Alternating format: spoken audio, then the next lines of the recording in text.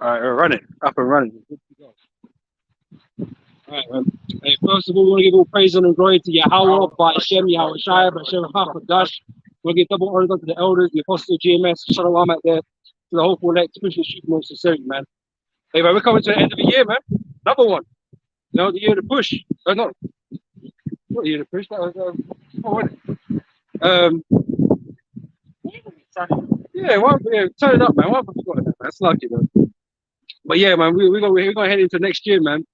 And yeah, next year looks interesting, man. Definitely, man.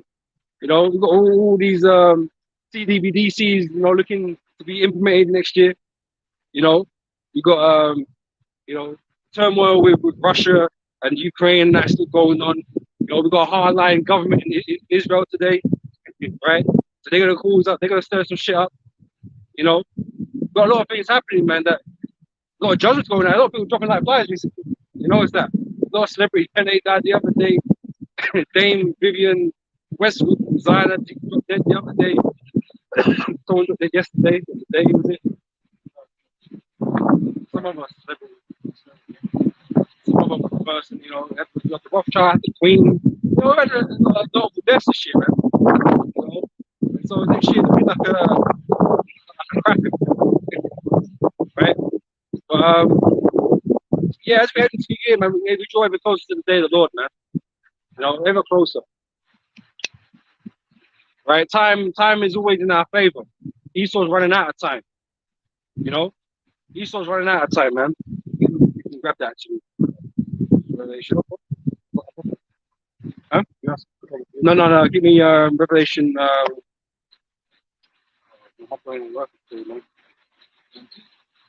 Yeah. What was in the heavens of the earth, but the devil comes with great wrath. Yeah. Starting the praise. This is the book of Revelation 12 and 12. Therefore rejoice, ye heavens, and ye that dwell in them. Woe to the inhabitants of the earth and of the sea, for the devil is come down unto you, having great love, because he knows that he has but a short time. Right? Esau's running out of time, man. So he's trying to put all these plans together, you know, to bring about his NWO, right? To bring about his enslavement plan, right? Gonna, you know, try and bring in, gonna bring in the MOTP, the C hip, right? And get people to take that, right? Esau's running out of time. We're not losing time. We're not running out of time. Okay, we're just patiently waiting because we know the outcome of all of this, man. Okay, it's just a matter of when. Right? There's no ifs here, man. It's only when. And obviously, the way Esau's moving, he knows that he's running out of time. You know, but we ain't under that same sort of pressure. You know, trying to get your plans in you know, in action, man. All right. But everything we were speaking about, you know, for all these years, beginning with our elders and apostles, man, it's all been coming to pass, man. This society is always crumbling, man. Ever getting worse, right? And eventually, where it's going to end up is exactly where these prophecies say it's going to end up. But this place is going to be destroyed, man. Society is going to break down and crumble. It's going to be madness, chaos in the street, right? The crash is coming, all right? And people are going to lose their mind. The way of life is going to completely change, man. You know, we see all these strikes and shit going on, man. Your living is being changed and altered, man. And he's still going to bring in a bunch of laws and decrees, you know, to manipulate life, manage life on the earth going forward, man. You know, everybody eating at the palm of his hand, so to speak. All right, but yeah, jump into the This is the book of Habakkuk 2 and yeah. I will stand upon my watch and set me upon the tower, and will watch to see that he will and will watch to see what he will say unto me, and what I shall answer when I am reproved. And the Lord answered me and said, Light the vision and make it plain upon tables, that he may learn that leaders it. The vision is yet for an appointed time, but at the end it shall speak right? and not lie.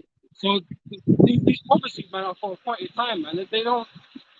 Well, they didn't have a quick time. You know, these end prophecies are happening now, right? And even though it seemed like when we were saying these things, like it could never happen, right? It just seems so strange that we could be at this point now, right? It was never strange to us because it's all laid out in the scriptures, right? But your people are starting to see and question, you know. People are getting more into, to finding out that they're Israelites, man. They're starting to question more, right? But the whole world knows things are not right now, and things just seem to be getting worse. You know, I'm sure. Even though we had these people out here had Christmas the other week, early in the week, right? I bet it was the deadest Christmas ever, man. It was the deadest one ever, man. People are suffering out here, man. You know, Tiny Tim didn't get to get the turkey, that kind of business, right? You know, probably not enough turkeys and can't afford turkey, or whatever the case may be, man. Everyone's in debt. That's the was it? Yeah, well, expensive, man. You know, and turkey's dried again. Well, especially how they eat them, man. You know, back in time, like when they go to the supermarket, you find no turkey. I always run out, man. No, I ain't been. I think I ain't been to the supermarket. I think we know what the situation on the turkey was, man. Because usually people are fighting over turkeys. You know what I'm saying? But there's not enough, right? The brothers saying there was loads of turkeys there, man. But the turkey ain't cheap. You know, man, I go for the cheaper option. We go for the chicken or whatever, man. You know, because I say people are hurting out here, man. This economic crisis that's going on, man, it's hurting people's pockets. It's inflation, you know, the mortgage rates and that kind of business, right? Everything's hurting people, and people are rioting, they're striking, right? Protesting, for higher wages. But the government are like, nah, F you lot, man. We're not gonna pay you shit. And they always say, oh, we ain't got the money, but they got money to go support Ukraine and shit. The government's taking a hard line on purpose to help bring around the crash, right? The crash of society, man. Right, and you're all kind of playing into that, man. You don't understand. You're thinking that you're fighting for a better future, not knowing that you're going to also be a part of the fact that you're fucked up right now. You don't see that, man. You think like it's safe to do what you're doing. That there's going to be no serious repercussions, man, because it hasn't really been like that before. But we're in an unprecedented era. The day of the Lord is on its way. All right. Quickly grab Daniel's chapter 12. For the vision is yet for an appointed time, but at the end it shall speak and not lie. Right, so he's speaking. Everything is speaking right now. The Lord is speaking to us, breaking down the scripture. The Lord is speaking. When you hear us, it's God's word that's being, put out there in the world. We're telling you these things are going to happen. Right, whether you hear or forbear. Right? Though it's time, wait for it, because it will surely come. It will not tarry. Right, because it didn't happen last year, because it didn't happen the year before, or the year before that, or the year before that. That it's never going to happen. Is that what you think? No, it's for an appointed time. We never gave you a timestamp. We never told you, on this day, on this year, on this month, that this was going to happen. We're just telling you simply these things are going to happen at some point. With a sense of inevitability, man. Right? We are on this course, no matter how long it takes to end. We're on this course, man. All these prophecies are going to be fulfilled. Okay? So, 1 Thessalonians 5:1. But of the times and season, brethren, ye have no need that I write unto you, for yourself know perfect that the day of the Lord cometh as a thief in the night. Right, so when everyone's not expecting it. So even the reason why the Lord sort of, as it spread out, because the Lord could have done it any time, if he wanted to. But because of his word, because of what he said, it's everything is in his appointed time, right? Because he's having you fall asleep. Because he doesn't, like I said, because it doesn't happen 1 year or this year or that year, whatever. You can go back to sleep, and you just don't think it's never gonna happen. You know. But that's the whole point. When the Lord comes, he's gonna come as a thief because you ain't expecting him, and you're not prepared. You know. And that's how the Lord wants it, man. Just like in the days of Noah. For yourself know perfect that the day of the Lord so cometh as a thief in the night. For when they shall say peace and safety, then sudden destruction cometh upon them, as travail upon a woman with a child, and they shall not escape. Because yeah, man. So when the Lord comes and brings the judgment, you people, you're gonna what? You're not gonna expect it, no? But it's gonna be by surprise, no? Your people will be sworn, and the election will be ignored. Already prepared. As we do right now, preaching this word, most guys prepare so when the time comes, we're gonna be already perfected and deliverance. The majority of people gonna be left behind here, mentally and God destroyed. Right. We got this from Second Peter. Sorry, yeah, Second Peter chapter 3,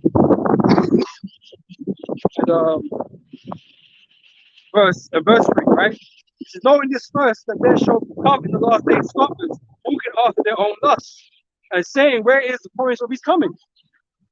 Because, like, a lot of time is, for us anyway, a lot of time has gone by. But with the Lord, it's not the same. A day with the Lord is 1,000 years here, right? So to us, a lot of time has gone by, and we think because that amount of time has gone by, that it seems too long, right? That the Lord surely is not going to make good on what He said, or the Lord don't even exist, right? But that's to put you in that full sense of security, man.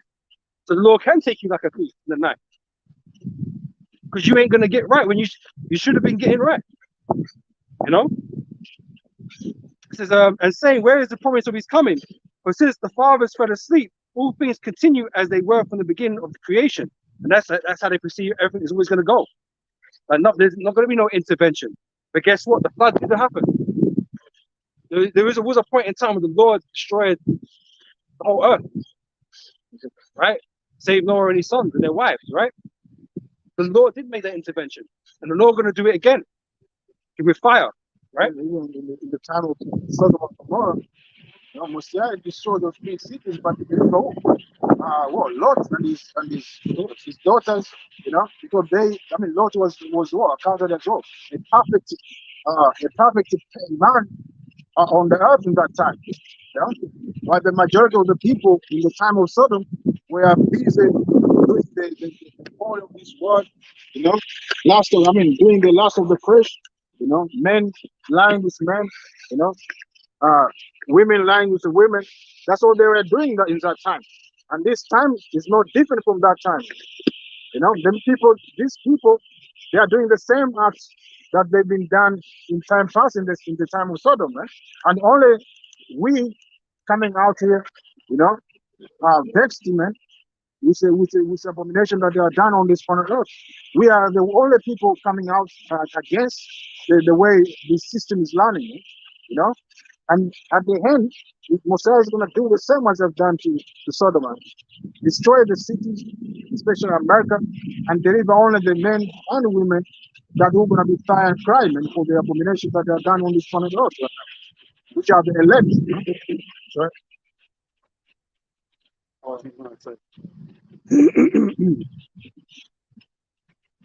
So this is verse 5. It says, for this they willingly are ignorant of, that by the word of the Most High the heavens were of old, and the earth standing out of the water and in the water, whereby the world that was being overflowed with water perished. Right? That was a flood. The Lord did do that. Right? But the heavens and the earth which are now, at this time, this era, are the same words are kept in store, reserved unto fire, okay, by the will of the Heavenly Father, man, by His word, right? Against reserved unto fire, against the day of judgment and the perdition of ungodly men, right? And again, we're living in this ungodly society right now, man. This ungodly world that we're living in, run by the wicked, run by the ungodly, right? Should you say there's none more profane than Esau? Right, we got Esau, these Edomites ruling over the entire earth right now and affecting people's minds, man. Okay, filling them with all kinds of wickedness, right? All these doctrines and philosophies, man. Okay, so the Most High going to do away with this with these people too. You know, some of them are going to die, some are going to get put into slavery, right? But there's great judgment, great destruction that are coming from the earth, we'll see, man. Like I said, the day of the Lord is ever approaching. All right. And even Moshe says he's going to come and destroy the idol from Babylon. Now, which are this is pushing all over the world, man. You know, and the people are buying. I mean, the philosophy and the idea that this is pushing. So they're going to die as well, man. You know, especially our people. Yeah, the ways of wickedness brings death. You know, causing them to sin, causing them to do wickedly. You know, and also I don't delight in wickedness, right? And you've been warned. This book has been a warning. I know this is our book, the Israelite book, but hey, you've heard this book enough in the world to know what the Lord, likes and doesn't like, right? You've heard the prophets speak these things, and yet you think it's safe to do what you're doing because you don't believe in the Lord, you don't believe He exists, you don't believe He's going to come and judge the earth, you know. But the Lord's going to remind you why He's a terrible power. You know, He's going to remind you of His great name, His great power. That's what He's going to do. Same way He did it when He destroyed Egypt, man. His name was renowned. His name went out, right? And everybody knew and heard what happened in Egypt. How the Lord delivered His people from the hand of the Egyptians, man, and all the plagues that He brought upon them. Suffering. Yeah. People acknowledge them suffering. Well, they respect. They're going to respect the power, man. You know, and the Lord's going to demonstrate His great power again, right? In a most spectacular fashion that's never been seen before.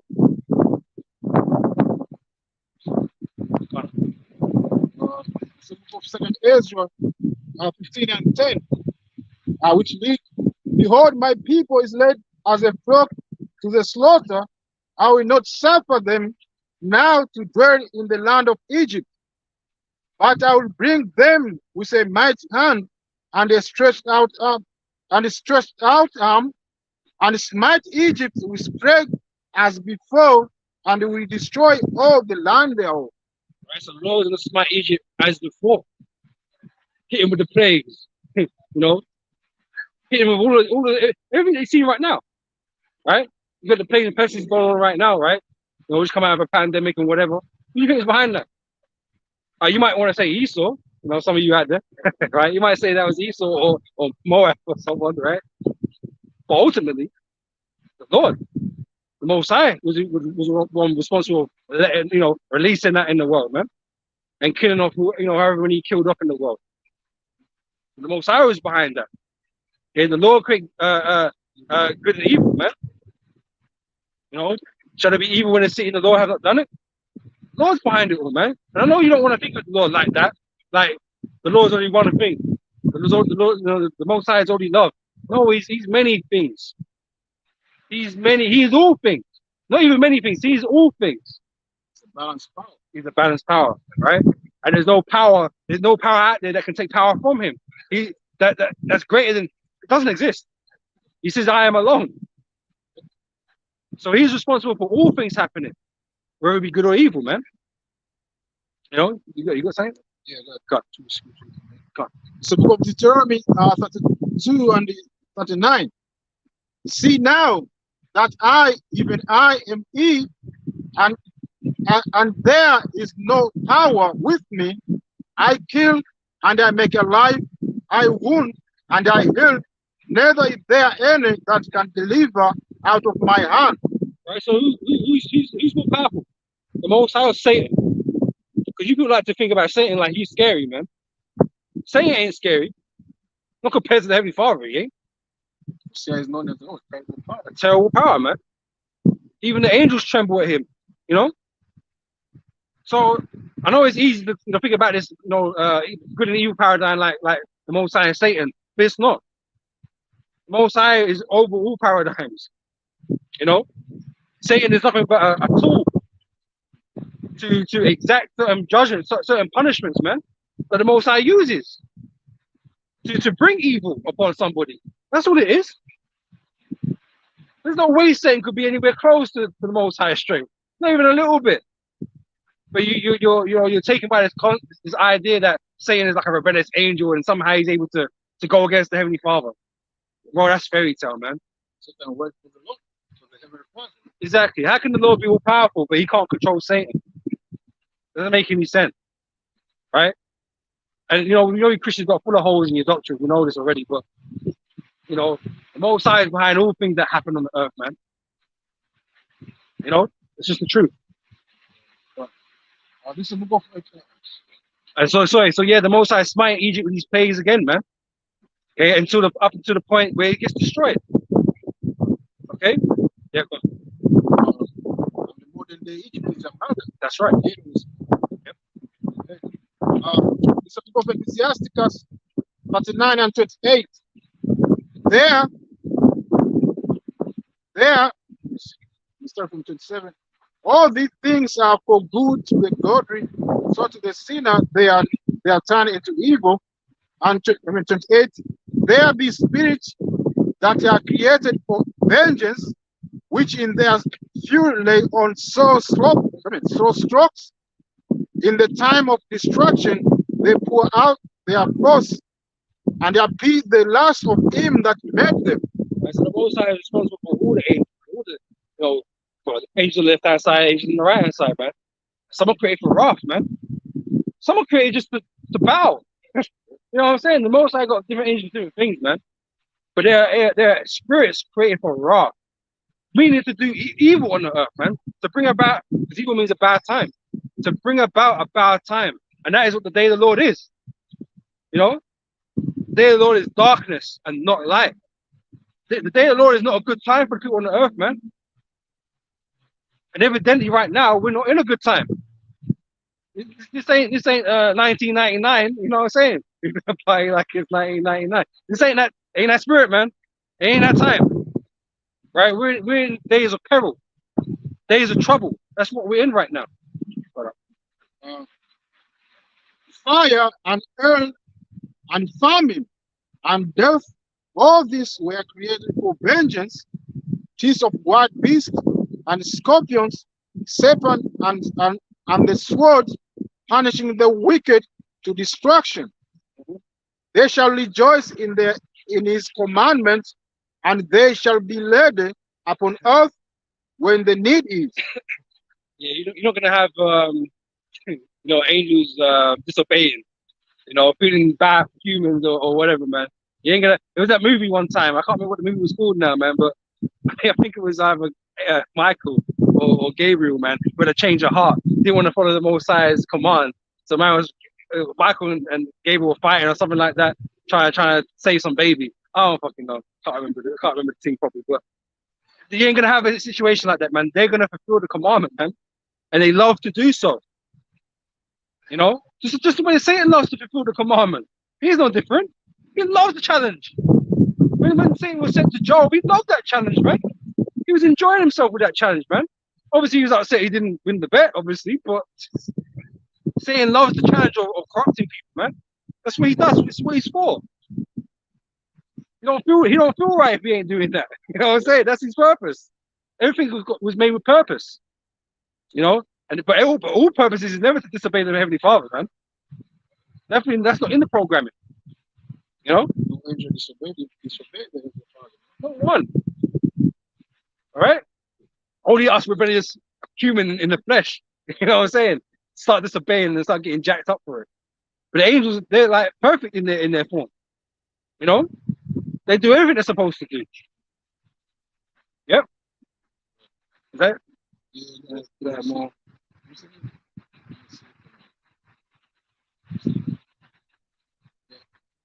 Let me finish off 2 Peter, then chapter 3 and 8. It says, but beloved, be not ignorant of this one thing, that one day is with the Lord as 1,000 years, and 1,000 years is one day. Okay, so I already explained that. You think because it hasn't happened yet, that ain't never going to happen. All right? So the Lord is not slack concerning his promise. Oh, the Lord made a promise, right? Who did he make a promise to? That's right. Our family line. He didn't make a promise with the world. He made a promise with our forefathers and Jacob, Israel, the 12 tribes, right? So ultimately, everything is about this promise now. Everything the Lord said that he was going to do. Because any word that come out of the Most High's mouth is like a promise, a binding thing that can't be undone. Right? The Lord said he's going to deliver the children of Israel, his elect from the four winds of the heavens, man, of the earth, right? And so this is what we're waiting for. We're waiting for the downfall of our enemy. Waiting for the Lord to save his elect. We're waiting for Yahweh to return to save the elect. Right? We're waiting for the Lord to subjugate these nations underneath us, man. That's what we're waiting for, because that's all part of the promise. You know? So when we speak, we're not speaking out of turn. We're not speaking anything that's not contained in these scriptures. We're merely talking about the things that the Most High said. You can't say he never said it. You might want to change the doctrine. Well, he didn't mean that. He changed his mind. All right, but we know the Lord changes not. Everything the Most High said is final. You know? So we're merely waiting upon the fulfillment of those things. All right? As some men count slackness, right? But his long suffering to usward, not willing that any should perish. Okay, that any that should perish is talking about the elect, because we know the Lord is going to come to save his elect, and therefore he's given us the time to repent. Right?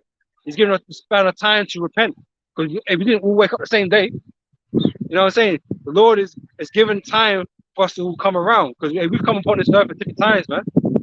You know, but there has to be a time when we've all kind of, been born in the same type of era. You know, some men have already died in the spirit. You know, they already done their service and have returned to the Heavenly Father, waiting to come down with Yahweh. I mean, know this already. But we've all been round about in the same era. We're not like 1,000 years apart. You know, this is so, but that all should come to repentance. It says but the day of the Lord will come as a thief in the night. Going back to the thief example, man. Okay, he's gonna catch you unawares because you wasn't expecting, you wasn't watching for it. All right. Mostly thieves, they come when you're deep sleep, you know. Don't just come on in when you're what, you know. Most of the people are now, they're in the deep sleep actually. They're in darkness. No, they don't consider, I mean, of everything that are going on this planet Earth. All the events that the Most High is putting before you, you don't realize what the outcome at the end is going to be, you know? Yeah, and Esau's always keeping you distracted, with different things, like whether it's sports, whether it's at the World Cup, man got you distracted with that. Man got you distracted over these celebrities dying or causing some kind of controversy or drama. You know, how you focus on these things, man, TV, whatever, man. You know, that's why you're not awake. You're being lulled. You're being sung that lullaby, man, with all these distractions, and you're asleep. You're not focusing on the real issues, man. You're not focusing on these prophecies, the things that relate to these prophecies, man, the things that link up. You know. So, but the day of the Lord will come as a thief in the night, in which the heavens shall pass away with a great noise. Okay, what's going to bring around that? Those ICBMs, those nuclear weapons, man.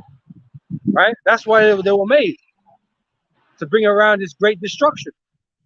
Right? So in which the heavens shall pass away with a great noise, and the elements shall melt with fervent heat. The earth also and the works that are therein shall be burned up. So like you're saying, this whole place and everything you see and that you love and cherish in this world is all gonna get burnt up, man. Favorite restaurant, favorite cinema, your favorite statue, whatever, man. Your favorite building, all gonna be gone. Even that fiat currency as well. Fiat currency, gone. All of it, gone. Your books, gone. Your idols, gone. Your places of worship, gone. Everything's gonna get destroyed, man. You know, because hey, this place has got off. It's got off track, man. This ain't the version of the earth, you know, at the beginning. You know, this is a corruption, man. What we live in is a corruption of the Most High's design. So for it to be restored, first it's got to be destroyed. Right? This earth has got to be cleansed. And that's why the scriptures speak about a new heavens and a new earth. The planet is still going to be here like it always has been, since the Most High created it, right? But the way it is, it's going to be a new era. All right? Things are going to be reset. And it's going to be ruled and controlled by righteousness, man, in the form of Yahweh Shai and the Israelites.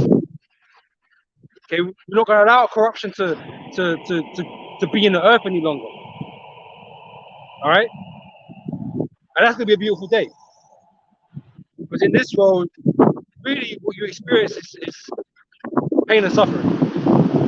You get moments of happiness, but generally you're suffering through life. Life is a struggle, but life was meant to be enjoyed. You know, think about all the curses the Most High put upon, all the curses they put upon Adam. He had to toil the ground. It was hard work now with the sweat of his eyebrow, right? Before it wasn't like that. He was meant to enjoy the creation. He was meant to enjoy tending to the garden, you know. But now it's hard work. Everything about this place is hard, you know. And he's just making it harder. The more and more wickedness he injects into this place, man. You know, so when the Lord comes, that's all going to be resolved, man. All right. So seeing then that all these things shall be dissolved, what manner of person ought ye to be in all holy conversation and godliness, looking for and hasting unto the coming of the day of the Most High. That's what we're yearning for, man. And that's why we're so eager, right, to have this happen so soon, as quick as it can. That's why we always hope that this year will be our last, man. All the time. We're not really trying to put off like, oh yeah, well maybe in the next 10 years. Like we ain't trying to think like that, man. We really just want to be out here, man. But we see through the prophecies, man, that like I said, that time span is getting shorter, man. We don't think it like 10 years is absurd. That's absurd in my mind, you know. But at the same time, we have faith, right? So even if it took that long, even if it took that long, right, we will continue to serve, man. You know, unlike some others that fell off back in the 2000s and all these different time periods, man. They thought the Lord was going to come. You're meant to show faith, no matter what, you know. But realistically, man, 10 years is an absurd number to me right now. You know, next year could be the year. Like, really could be the year. Maybe the year after that, but it's coming soon. It's like the writing on the wall of Babylon, man. You know, the number of the kingdom is, the days of your kingdom is numbered or something like that. Many texts are fasting, right? This place has got its number, man. It's running out of time. Okay, and you don't get it yet. You don't get it yet, man. But you know something ain't right now. You're on a downward trajectory. Right? That's where you're going, down. This word is already literally speaking, man. You know, it's already, I mean, get to that glory, you know. But now, everything is shameful in this world, man. Everything is just exposed. I mean, this is going down, as brother said, man. You know, no time left. That's why we opened with the scripture, I mean, Revelation 12 and 12. Revelation 12 and 12, man. That's why this man is putting this, I mean, this infrastructure, you know, CBDC, you know, so he can bring his agenda to fruition, man. You know, but we understand it's not going to enjoy his agenda. His NWO, Mosiah is going to cut him short. You know. Yeah, that's it. He said, when he shall fill his belly, yeah, he shall be in straits, man. So he's going to get close. He's going to feel good about it, but he ain't going to ultimately achieve his goal. But like I was saying, like next year's not going to be any better. I know today's New Year's Eve, right? So tonight, midnight, maybe the next year, right? And everyone hopes the next year is going to be better than the previous year, right? Every time, right? They make all these New Year's resolutions and what they're going to do next year. You got plans, right? You got plans. Don't plan too far ahead, because you might find out by the time you get to spring that shit just ain't the same. You know, you might not make it to next year. Yeah, it's good to say, like, I mean, these people of this world, they are planning war. This world to continue, the world of wickedness. But on the other side, we, as a men of Mosiah, we want this world to end, man. So our kingdom, the righteous kingdom, gonna be established, where we're gonna see our people flourishing in what in righteousness. Our people are not in what gang banging. Yep. They're not. I mean, selling each other drugs. Not hurting each other. Yeah, not hurting each other. But that's all we seem to do. We just seem to hurt each other, man. Yeah. In all these different forms. We are blind unto ourselves, man. And it's hey, it's not what you want for our people. As much as we know, the majority of people are wicked, they're going to destroy, man. We don't want that for our people. We want them to be right, to be in a righteous state of mind, man. But it's not obtainable for them, for the wicked of our people, man. The Lord is going to destroy a large portion of our people, man. Will 100% destroy them. Because only the elect, the remnant, are going to be acceptable to the Lord. But after the destruction, man, they're going to come back and we're going to live harmoniously. We ain't going to be out here hurting each other, man. Which is going to be a beautiful thing. We're going to be all united. It's the same mind, it's the same spirit. That's right. Not like now, our people can jump their enemies and go and kill their own, man. That's all we see here in London. The number one people who are shooting each other, Jakes, man. Jakes, always Jakes. In America, it's all the same. In Chicago, Mexico. Yeah, Mexico. The same people. But they may jump this East Indian. They may jump their little enemies, Edomite, but the so-called what? And again, they're part of the signs. They're part of the curses that are upon our people. Where does that happen among them small hats? It doesn't happen among them. I haven't even heard of such a thing. Yeah. About them killing each other. I've never heard of such a thing. They're on business. Yeah, they all just about making money, man. They ain't trying to rob people and stuff. They ain't doing that. Well, they are robbing people, but just not in the same way. And to the Goyim as well, into their own people. Yeah, it's the signs that are upon our people, and people like Volcat don't want to acknowledge the signs because apparently it doesn't mean anything. But it's good to say what it says, man. There's signs, right? And our people exhibit those signs, man. Okay, but again, same way we're receiving the curses, right? We're going to receive the blessings, man. And when we get restored, nothing but blessings. None of those curses are going to be in effect anymore because curses only happen because of sin. And we're going to be sin-proof in the kingdom. Okay, we're going to be made sin-proof with the new bodies, man. Okay, the new mind. It's the book of Hebrew 8, and let me say from 8. For finding fault with them, he says, behold, the day is come, says the Lord, when I will make a new covenant with the house of Israel and with the house of Judah, not according to the covenant. So it's lucky, like, so we talk about the covenants, right? For you heathen that believe you have some sort of part of it, it doesn't mention other nations. It doesn't mention the Most High going to make a covenant with the other nations to bring you in, to bless you as He have blessed us. It doesn't mention that, right? And we're bringing out this is the New Testament, right? The so-called New Testament. The Lord is not incorporating the heathen. The Lord is making His promise with the Israelites, the whole house of Israel. Yep. And I believe this is the light of Paul, isn't it? Yep. Most of the people they love Paul. It is a beloved, but not for you as a brother. I mean, two people, man. Not according to the covenant that I made with their fathers in the days when I took them by the hand to lead them out of the land of Egypt, because they continue not in my covenant. So the Lord is always making parallels with our deliverance, right, from Egypt, right? Because we have to be delivered again. And that's why all these references are used. Egypt is used often, right? And so this is talking about our deliverance again from Egypt. But obviously, we're in a modern day Egypt. We're beginning with America. That this is our modern day captivity, right? Just that these nations didn't exist back then to be written about. Britain was not in the Bible. America's not in the Bible. Egypt, according to the scriptures, what is a place of bondage, which is captivity. As you say. Captivity, right? The chains, the yoke of iron. We've all experienced that in this era under the Edomites in America, in Britain and all these places, and plantations in the Caribbean, all of that, right? That happened, and we haven't been saved yet. In a, from a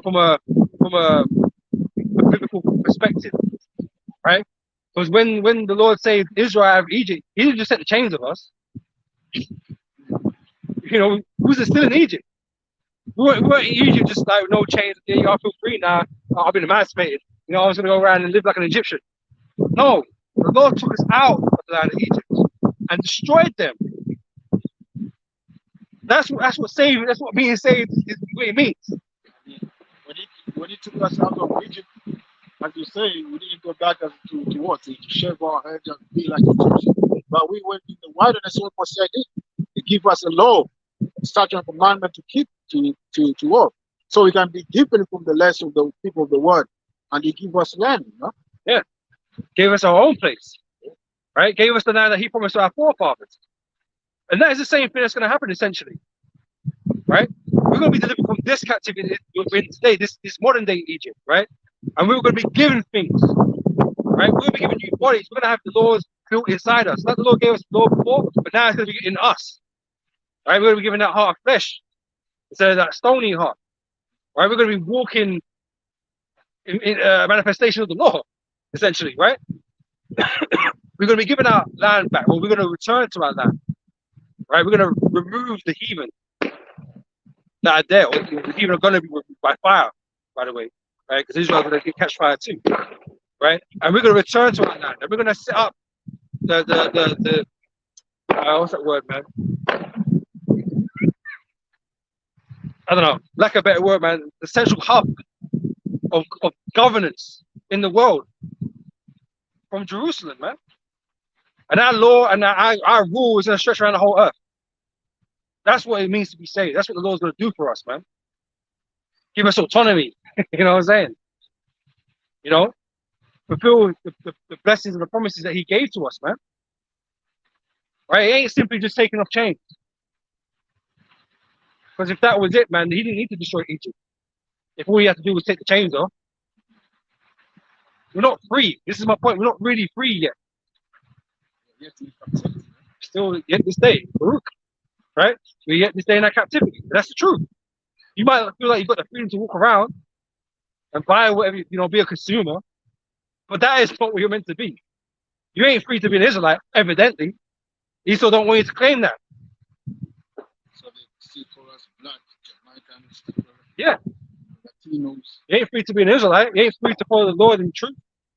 Because you're racist, or you're hateful, or you're extremist or terrorist or something negative. When you proclaim yourself you are an Israel, the whole world, begin with a small heart, they come against you, man. Huh? If you're a celebrity, they make sure that you bow down to them, or they may push you out of the picture. If you want to be an Egyptian, they're cool with that. You want to worship any god you want, yeah, they're good with that. They don't care. But as soon as you bring out the fact that you're an Israelite, the Lord is about this, and this, that's a problem now. So we're not free. Right? The Lord, how shall when He returns, is going to make us free, man. Okay, you're going to find out what freedom is really about. All right?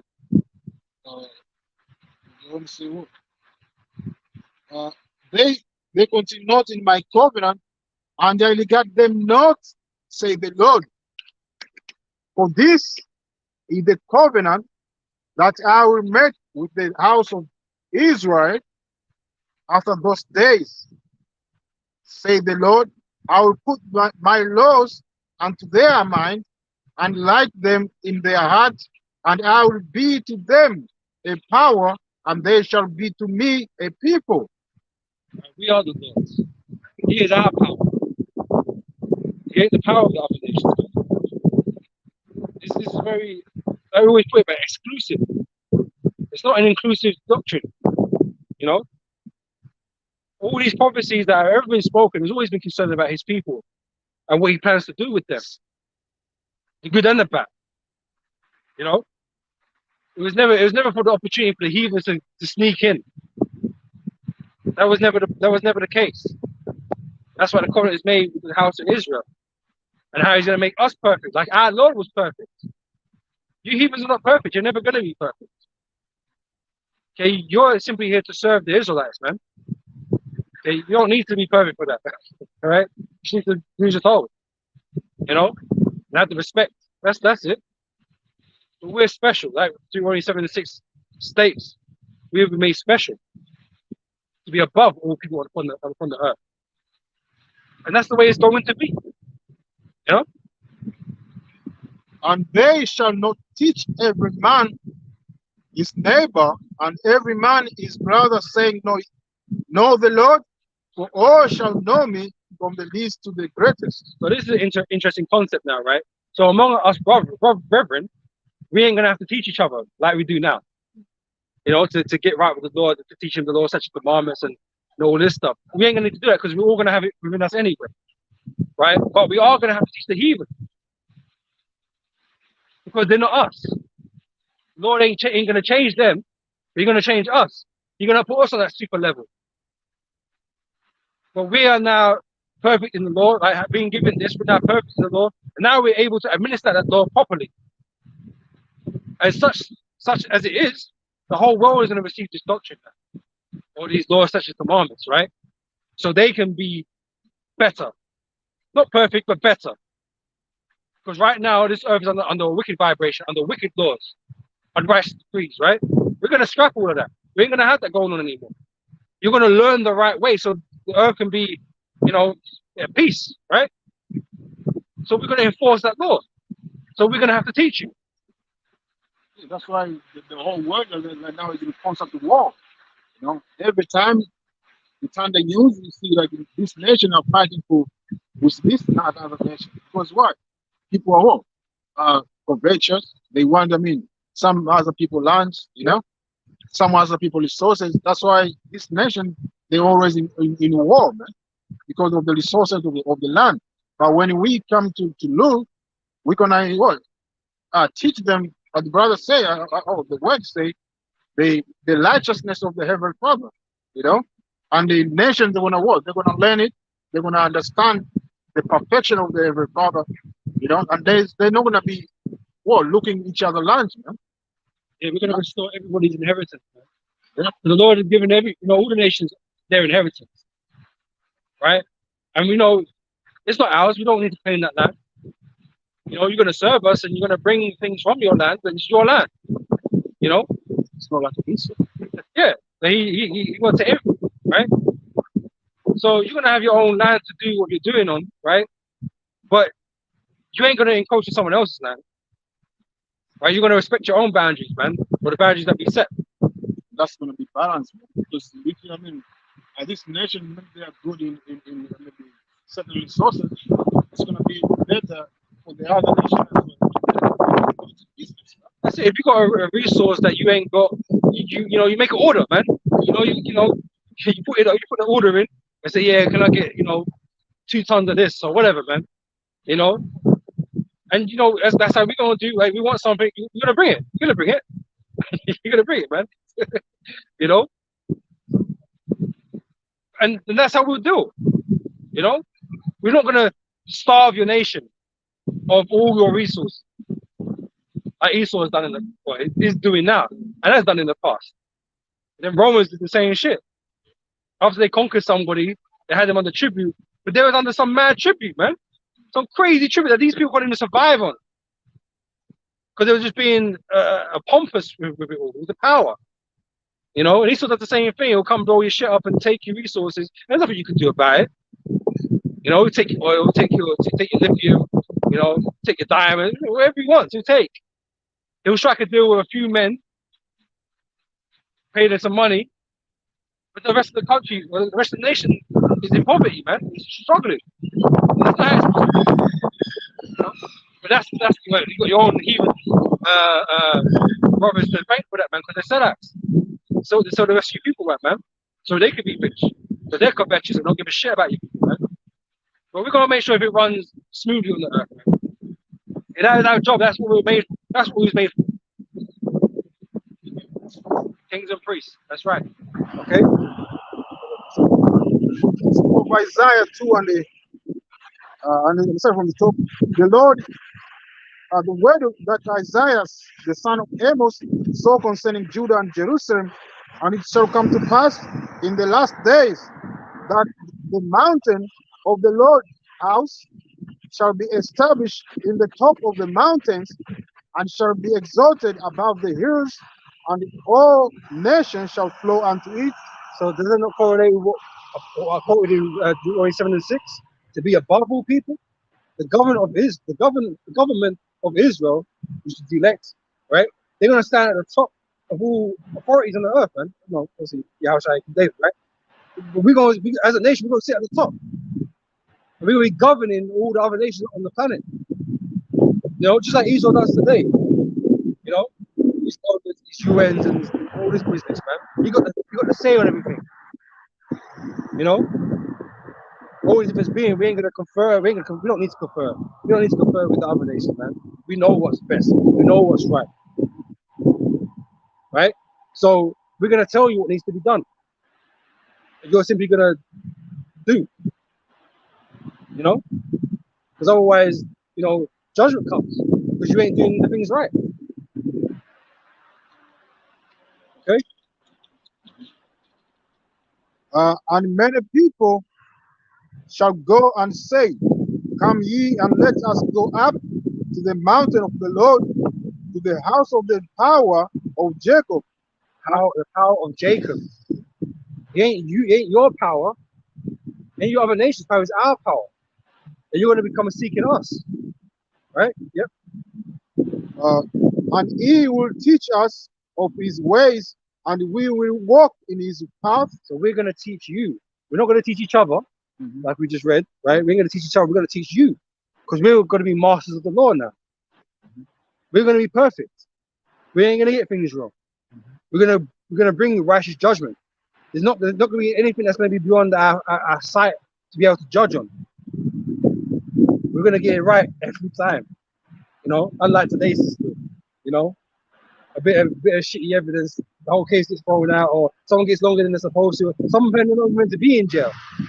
Some men on death row not meant to be there. You know, because well, one, they're just men and they get shit wrong, and two, you got the devil in the seats. You know what I'm saying? So you're gonna make all kind of wicked judgments anyway. You know, but that's not gonna go on in our kingdom, man. We're gonna have things right all the time. There ain't gonna be no what's the word, man? Is that? There's no sin person in the judgment when you bring out as well. Yeah, that's not what I was thinking about though. We're not gonna be fallible. That's what I'm looking for, man. Like I said, we're not gonna make mistakes. You know? We're gonna be infallible. We ain't gonna make no mistakes. So you wanna get the right judgment every time, man. You can't be angry at that. Because justice was done. You know? Yep. Jacob, and he will teach us of his ways, and we will walk on his path. For out of Zion shall go forth the law and the word of the Lord from Jerusalem. That's right. So it's gonna come from us. Right? And we're gonna have to wait. So right now, like I know in this world today you think, oh, anyone can get on board with the Bible, learn it, and all this kind of business, right? And that's meant for all people. It's not meant for all people right now. But guess what? There will come a time where you will be governed by this book. Where you be governed by these laws. There will come a time. And that time is, like I say, getting closer. Okay, but you're not going to be administrators of that law. Okay, you need to be taught. Right? That teaching is going to come from the Lord's chosen people.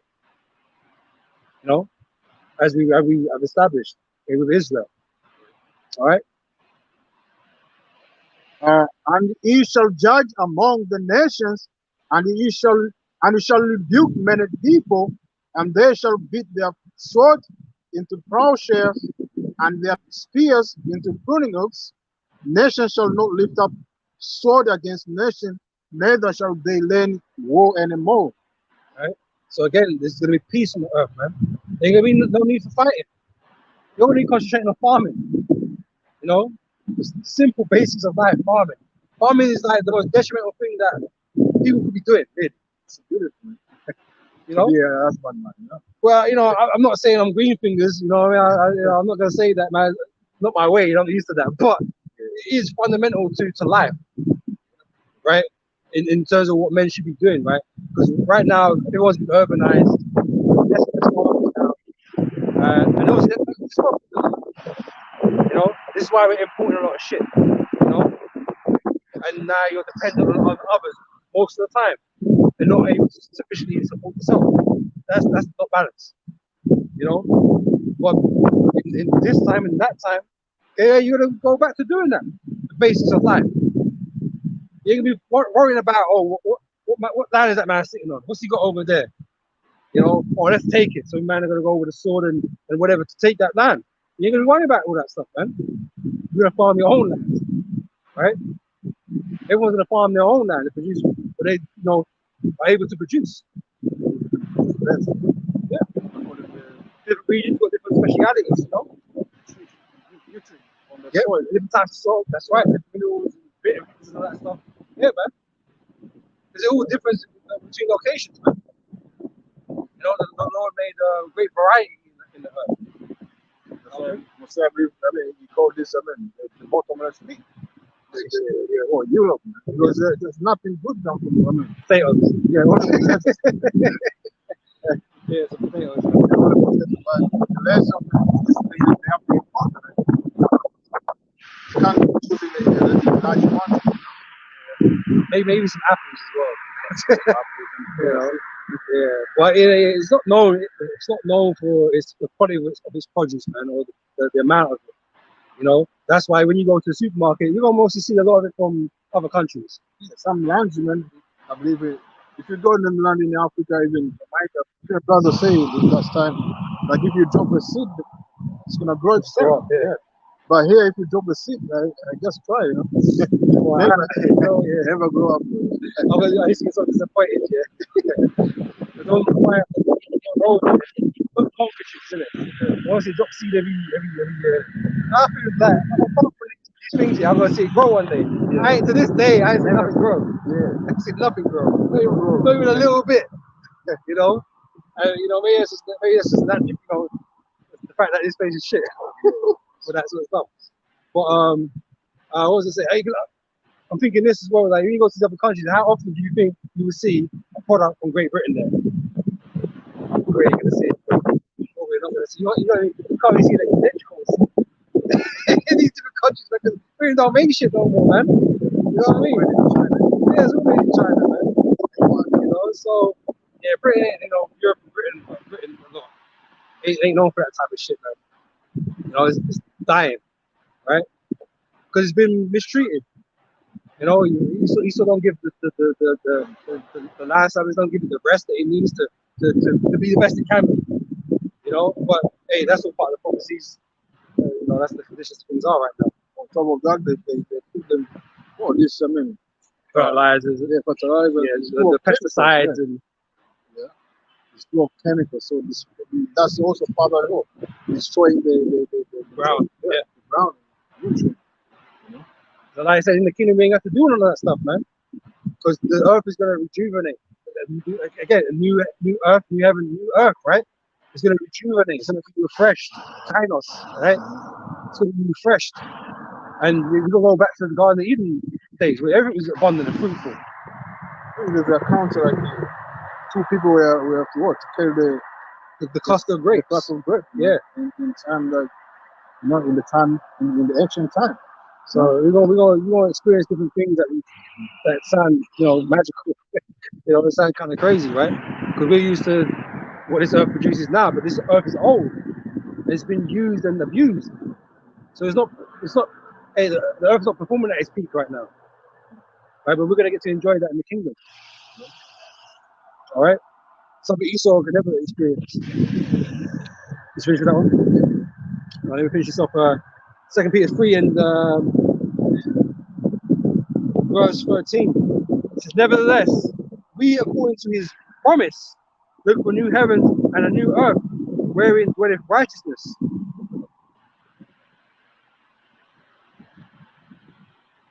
That's the point. That's the about. So yeah, where dwelleth righteousness, man. And this is what we yearn for, man. As I say, everything here is wicked. Everything's been corrupted on this earth, man. All we want is peace and justice, man, and righteousness to happen. Like, you know, we don't want wickedness to keep getting away with shit. You know, because it's vexing. It's vexing when the wicked just get away with everything, man. And you have no power to do nothing about it. You're just there as a victim. You know, in the earth, you're just a victim, man. That's not right. This is the book of Second Ezra 5 and the sorry for the 7 for the 6.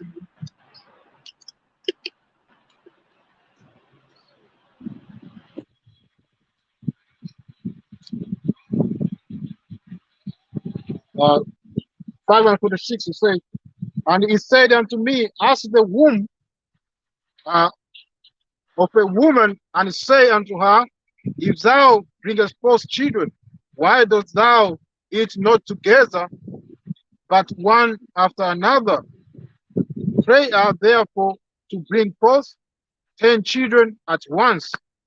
And I said, she cannot, but must do it by distance of time.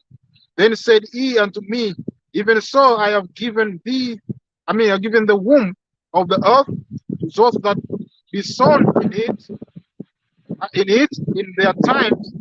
For like as young child may not bring forth the thing that belong to the hedge, even so have I disposed the word which I created.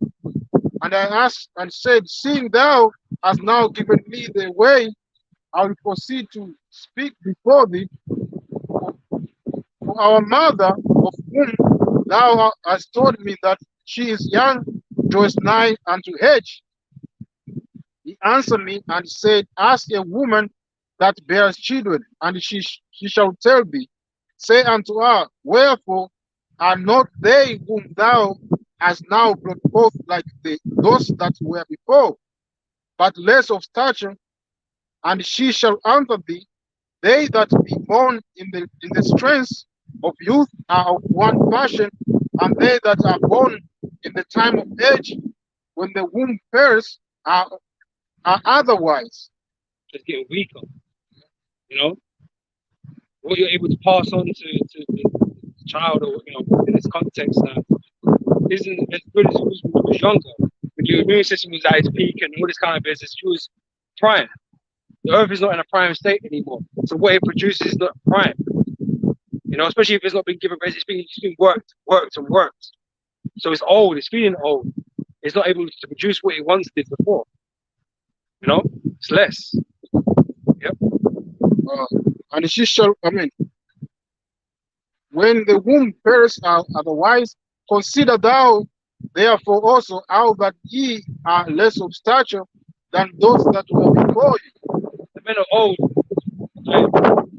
Let's take David's mighty memories. What they are able to do and what we're capable of doing. Two different things, man. I know the Lord was with them and that, but they were men, you know, with full of vigor, you know what I'm saying? Stronger, faster, bigger, whatever, man. More skillful. Jacked up, man. You know, about the juice. But they were capable of more. You know, here we've come soft, you know, and weaker and got more problems, more ailments, you know, creaking, you know, arthritis, you know, problems in the bones and shit. Like we're just not like those men were, you know, but we're gonna be our strength is gonna be renewed. Our strength is gonna be renewed, man, once Yahushua returns. You know, and another point I wanted to make there, like when they're bringing forth in their youth, right?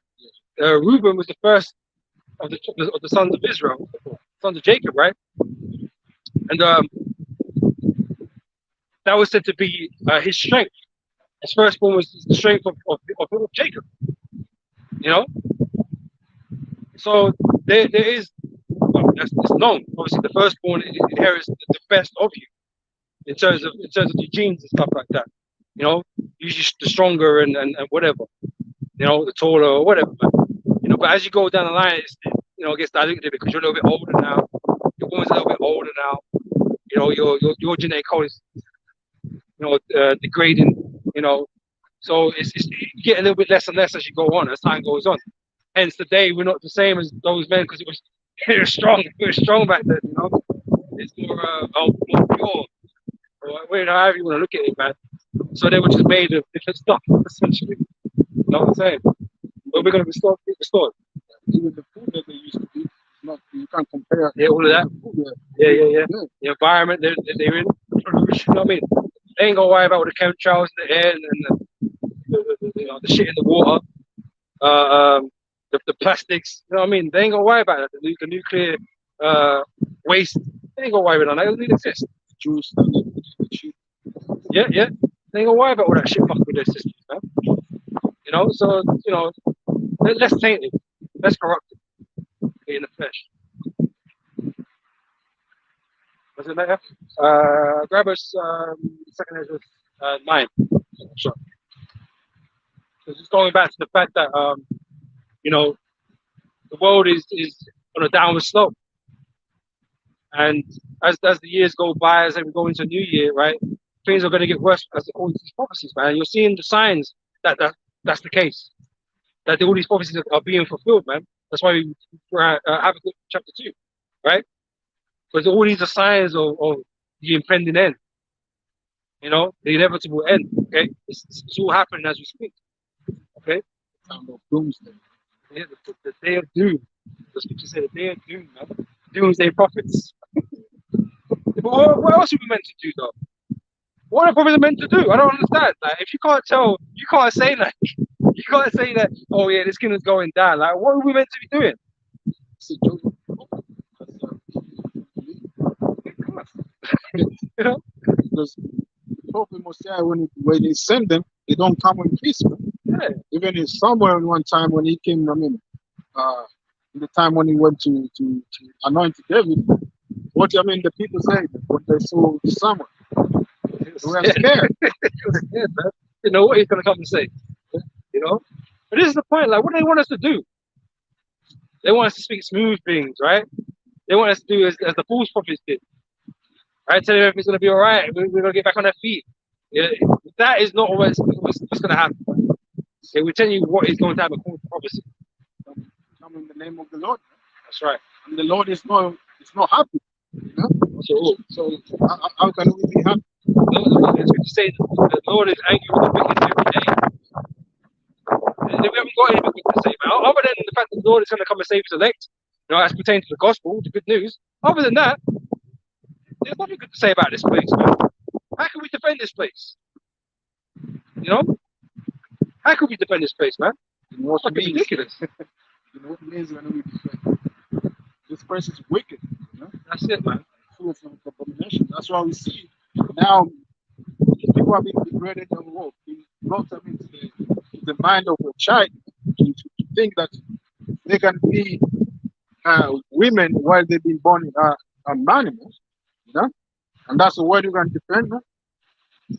Can't defend that. Usually. It's the book of Jeremiah 28 and 8. The prophet that have been before me and before thee of old prophesied goes against many countries and against great kingdoms of war and of evil and of pestilence. Is that not the message we bring? It's not the message you want, but that's the message we do bring. We are in the same mold as the previous prophets and what they did. Oftentimes they had nothing good to say to you. Like there was a opportunity to correct that. The prophet would tell you to repent, right? To get right with the Lord. But oftentimes they didn't want to do that. So Israel had to learn the hard way. Just like everybody else is going to learn the hard way. You want to ignore the fact that these things are happening and that this book tells you everything that's going to happen. And that we're the prophets out here telling you these things now, breaking it down for you. You can ignore it all you want. It doesn't stop the fact that it's going to happen. Judgment is on the way, and it can't be stopped. Your lifestyle, your world as you know it is going to be destroyed at some point. It's being eroded as we speak, right? And eventually, the ball's gonna drop, man, and everything's gonna be different. You know, you're gonna find yourself in a situation you never thought was gonna happen. You know, but now you're here, and what do you do now? Well, we've been telling you for ages this is how it's gonna be. You know, but we're hateful. We just got chips on our shoulders, and you know, we're just angry people. Okay, we'll see if you feel the same way when you're in the concentration camps. You know, if we were just angry people, didn't know what the fuck we was talking about. We'll find out, right? Proof is in the pudding, as I said. Cry aloud, spare not. So that's all we come with, man. We come to tell you the truth, man, the reality. You know, get away from the deceit and lies that this man is pushing on your face, man. You know, come back to your true heritage, man. Come back to who you are as a nation of, or as a man or a woman of Israel. You know, and repent and start worshiping your power in truth and spirit. Man. That's a message, actually, to our people. But if you don't want to hear it, we'll say, well, wash your hand from their blood. You know? The end is gonna be what? It's up to you and the Lord. Guess what? So Jake, this is really bad Israel, right? It's about Jake, right? Jake would rather tonight they're gonna go out to party, you know, they're gonna watch some fireworks, drink some liquor, you know, freak off, you know, do whatever the fuck they're doing, right? Rather than hear the Lord, man. They'd rather participate in the world and the activities of the world, and they'd rather cling on to that rather than righteousness, rather than the kingdom. Because they're carnal, you know, and have no faith. Right? So that would be the portion of our people that will be destroyed. Those without faith. And like I said, faith is a gift. We always come with that, right? It's not something that you can just decide to have, right? It's given to you, right? And the gift, or faith is a gift. It's given to the elect as a gift. Because that's like the main ingredient to this whole thing is faith, belief, right? So if you've got the faith, man, the chances are you're the elect. If you believe, right, and you can endure to the end with it, you know? That's all I say is good. That's it, man. Above all things, above anything else, is your level of faith, man. And what you're prepared to do. You just got to do something, right? Got to put some work in that faith, right? It's just, like I said, if you believe it enough, you do something about it, man. You know? So book of Ecclesiasticus 5:7. Make no tarrying to turn to the Lord, and put not off from day to day, for certainly shall the last of the Lord come forth, and in thy security, and in thy security thou shalt be destroyed. When you thought you was all safe, when you thought everything was good, you like, oh, you got life on, you know, you got life up down, you got things on track and whatever, you're doing well. Yeah, it's all good. You're not going to think about the Lord. You're going to try to repent and turn to the Lord. So everything's nice for you, you know. But that would be the time. The Lord requires your soul, right? It destroys you, you know.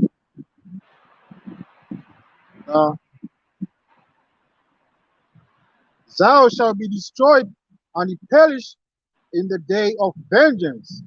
Can you read that again? Sorry, there's a point I wanted to make, but I forgot. Just read that first verse. This Ecclesiasticus 5:7. Make no tarrying to turn to the Lord. Right, so that was it, right? But there's limited time left, right? There's a point in time where there's gonna be no more time, and we are getting scarily close now. You know, if you're thinking about this thing, considering it whether it's the truth or not, man, you better get your ass in gear. Right? You better get your ass in gear, man, because you're gonna find out, man, the door's closed to you. When you do decide to, oh, I believe now because this happened, or it might be too late by then. And everybody's got their own specific. with the elect now, the Lord's always got a specific time man will wake up into it, right? You might just find that you're too late. But another man, you know, a little later is part of the elect, so he can come in at that time. But you can't, right? Because you not applied yourself, man. You ain't taking it seriously enough. You know, you think it's still good to go out and do what you're doing, man. You know, acting worldly and shit. Right? But the Lord sees that, he knows that. The Lord ain't ignorant to what you're doing and what your thoughts are. Right? So when it's not about when you decide, like, oh, I'm gonna decide to do it now. No, to say the Lord chooses you. We don't choose the Lord. You can't decide that, oh yeah, next year I'm gonna do something about it. No, that's not how it works. Lord say in one time he weak his high. So in some way he knows it. He may ignore, like try to let you, you understand? Yeah. To get that time so you can, but if you continue, abusing that time, the Sarah is not gonna be with you. I said, I'm not gonna lie, when I came to the street, I took my time a little bit. It was new to me, and I wanted to know and be sure and that kind of stuff, you know. It took a little while. But then one day it wasn't by choice. It wasn't that I'm gonna do this. It was compelling. The Spirit was compelling me to do something. You know? Yeah. I didn't decide the time. That's what I'm trying to get. I didn't decide the time that I was gonna start teaching. It didn't work that way.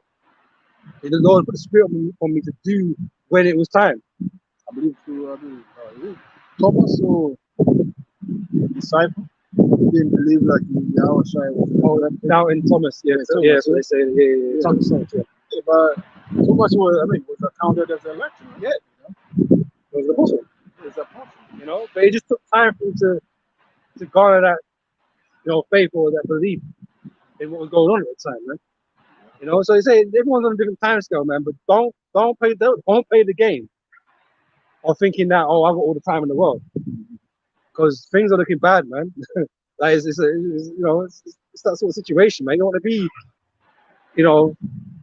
even though it's like going to come in at the 11th hour, you don't really want to be that one that gets it just at the end or gets in it just at the end, man. You don't want to be that, really.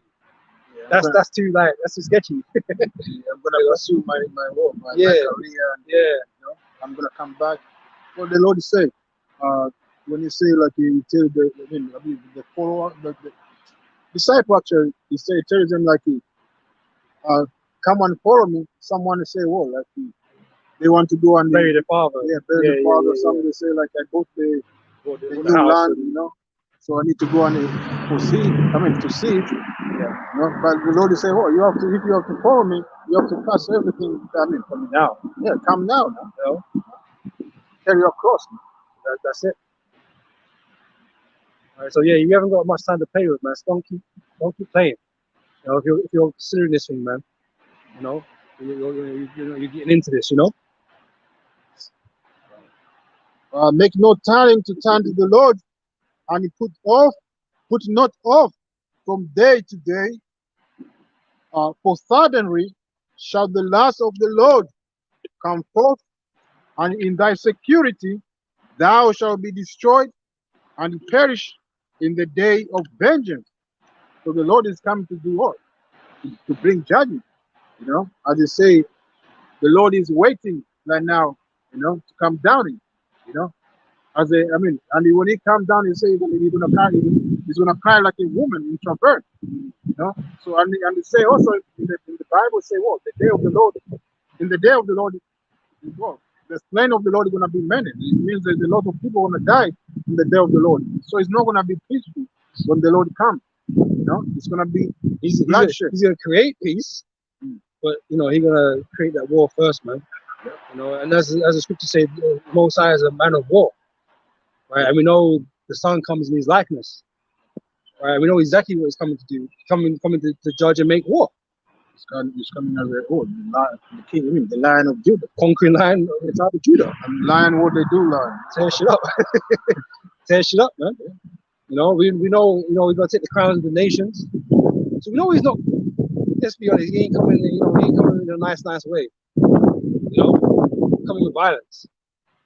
That's what I'm saying. Coming with violence, man. And that's just completely contrary to the Jesus Christ as well teaches, man. You know, like this man will never harm a fly, but no, Yahweh Shai is coming with violence, man.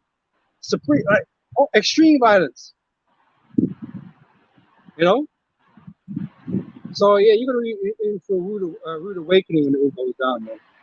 And you don't want to be on that side of the Lord. You know. It's the book of Isaiah 51, 14. So the Lord shall go forth as a mighty man. He shall stir up tears like a man of the war. He shall cry, yea, lo, he shall prevail against his enemies.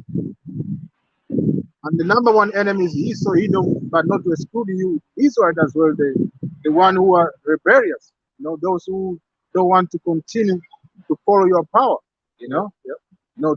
try to please your enemies. That's all you do all day. But when the Lord comes, it's gonna come for you as well. The Lord, we've written that the Lord said, those that would not serve me or would have me rule over them, come bring them here and slay them before me, man. The Lord's not playing games with you people, man. Right? If you're not happy, you're not happy for the Lord to be doing what He's doing. Guess what? Bye. You can come back later. You can come back next time. The Lord is not hearing, the wicked of our people. He ain't hearing the evil. There's not going to be any mercy. Whoever was assigned for death is going to be put to death, man. Even the white and did the same. He destroyed those rebellious of our people. Those who wanted to go back to Egypt. Those who worship the idol. And to the point Mosiah said, "Well, he told Moses, his servant, he's gonna destroy all Israel and he's gonna lay the stones to be all these people, man. Just to love God, but that's what he told Moses. So Mosiah is not like he's gonna beg you, That's why it's beautiful, it's better, it's good for you like now to humble yourself before you bring his vengeance, man, his judgment, Yeah, and I was just thinking this, right? It doesn't matter how. We thought about that anyway, right? Whether we, you know what I'm saying? Because there's been many Israelites back in the past that have prayed for all our people, right? To get right. Even Moses was pleading the Lord not to destroy them and all this kind of business, man. But guess what? They got destroyed because it's the Most High's will. So it doesn't matter. Like, you can say, we don't care about our people, but it doesn't matter what we say or think about it anyway. I tell Jeremiah, pray not for these people. Exactly. Because we in this flesh, we have feelings, but in reality, in spirit, Mosiah see differently. Because you see how these people are wicked, how wicked they are. Yeah, we know it too. Yeah. The exact same thing. About emotional, sometimes caught up. Yeah. So, but as I said, the mercy of the Lord is great, but at the end of the day, it's all to His purpose. At the end of the day, these people work. These people, or the wicked people, need to be made an example out of, just like they were made an example in the wilderness. All right. That's what it comes down to, man. They're going to be saved only in the end anyway. So what's the big deal? We don't need to be all together right now and all this business. It don't matter right now. What matters is teaching this truth, man. And if you ain't teaching the truth, man, guess what? You're gonna find yourself on the wrong side of God. Like I said, we're not trying to be on that side, man. Yeah, we want to be delivered. Okay, you're preventing yourself from doing it, or the Lord is preventing you, not preventing yourself. The Lord is preventing you from being delivered, man. The same people, man. Jeremiah was trying to pray. Those are the same people who are trying to kill him. Trying to kill him, man. You know what I'm saying? So, and that's what it's like out here right now. There's some of our people, man, that don't like us, man. Their brothers is dead. If they could get their hands on us or whatever, they could be bothered to come, whatever, they would. And in the time to come, they will, or try to at least. Not just our own people, but the heathen too. They're gonna try and put us to death, right? So fuck this, fuck this, man. Like Paul said, hey, I do all things for the sake of the elect, right? That's what we're out here for. Okay, those of like-mindedness, one in the Lord. I have long time holding my peace I have been still and refrained myself. Now will I cry like a travailing woman. I will destroy and devour at once. They're coming with a battle cry, man. You know, and you're gonna have the trumpets being blown and all kinds of stuff, man. It's gonna be scary, scary time when Lord turns up, man. You know, people's spirits are gonna be all messed up. Fear, great fear is gonna fall upon the people, man. You know, and that sounds beautiful to me. You know what I'm saying? Because for us, that's a good sign for us, right? That's what we've been waiting for. We know at that very moment that it's over. You know, there's nothing these heathens are gonna do now. You know, Yahushua is gonna come and end this for us, man. So, Revelation 1 and 7. Behold, he cometh with clouds we see chariots, right? We know the chariot signs are up, right? And you got people out there trying to explain them away more and more. I saw a new one yesterday with Joe Rogan, right? And I think he was talking about these lightning balls that, I know, some of them come up from the ground and stuff. They're like glowing orbs that just float around. So they obviously look like some of the chariots that you see, the floating lights and that. So some people are trying to explain that away. Remember, to hell with all that, man. You can't deny the chariots. The chariots out here, man. There's all kinds of crazy stuff, man. That are seen by multiple people, and they ain't just lights. There's different versions of them, you know. So you're gonna see a whole massive army of them, right? The Lord coming from clouds, and you ain't gonna be finding some explanation for that. Yeah, it's gonna be real. You know what I'm saying? It's gonna be real, right? And no explanation is gonna stop the fact that you're getting fucked up by them. You know, you're gonna know that this is what was prophesied, and it ain't no green men, ain't no UFO green men things. It ain't gonna be that. Well, we're gonna have celebrations in the kingdom. We're making a lot of noise then, you know. But you know, but yeah, it ain't gonna be no green men, man. Because you're gonna see, you're gonna know the difference, man.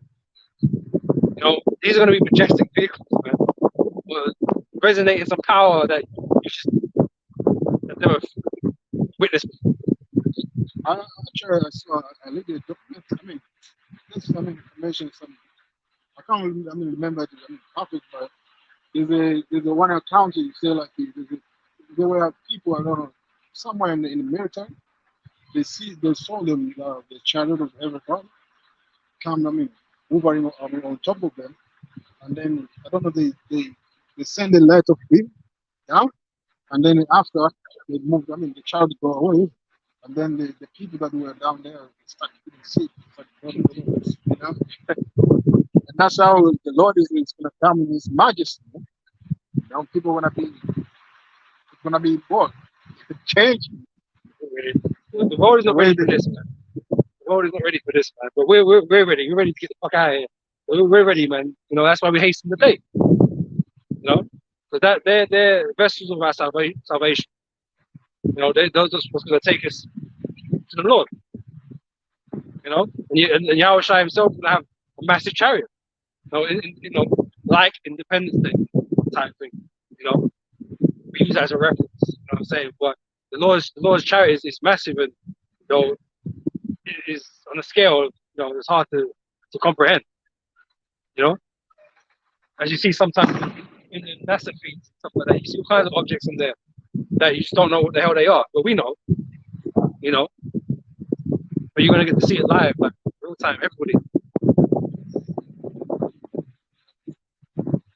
Behold, He comes with clouds, and every eye shall see Him.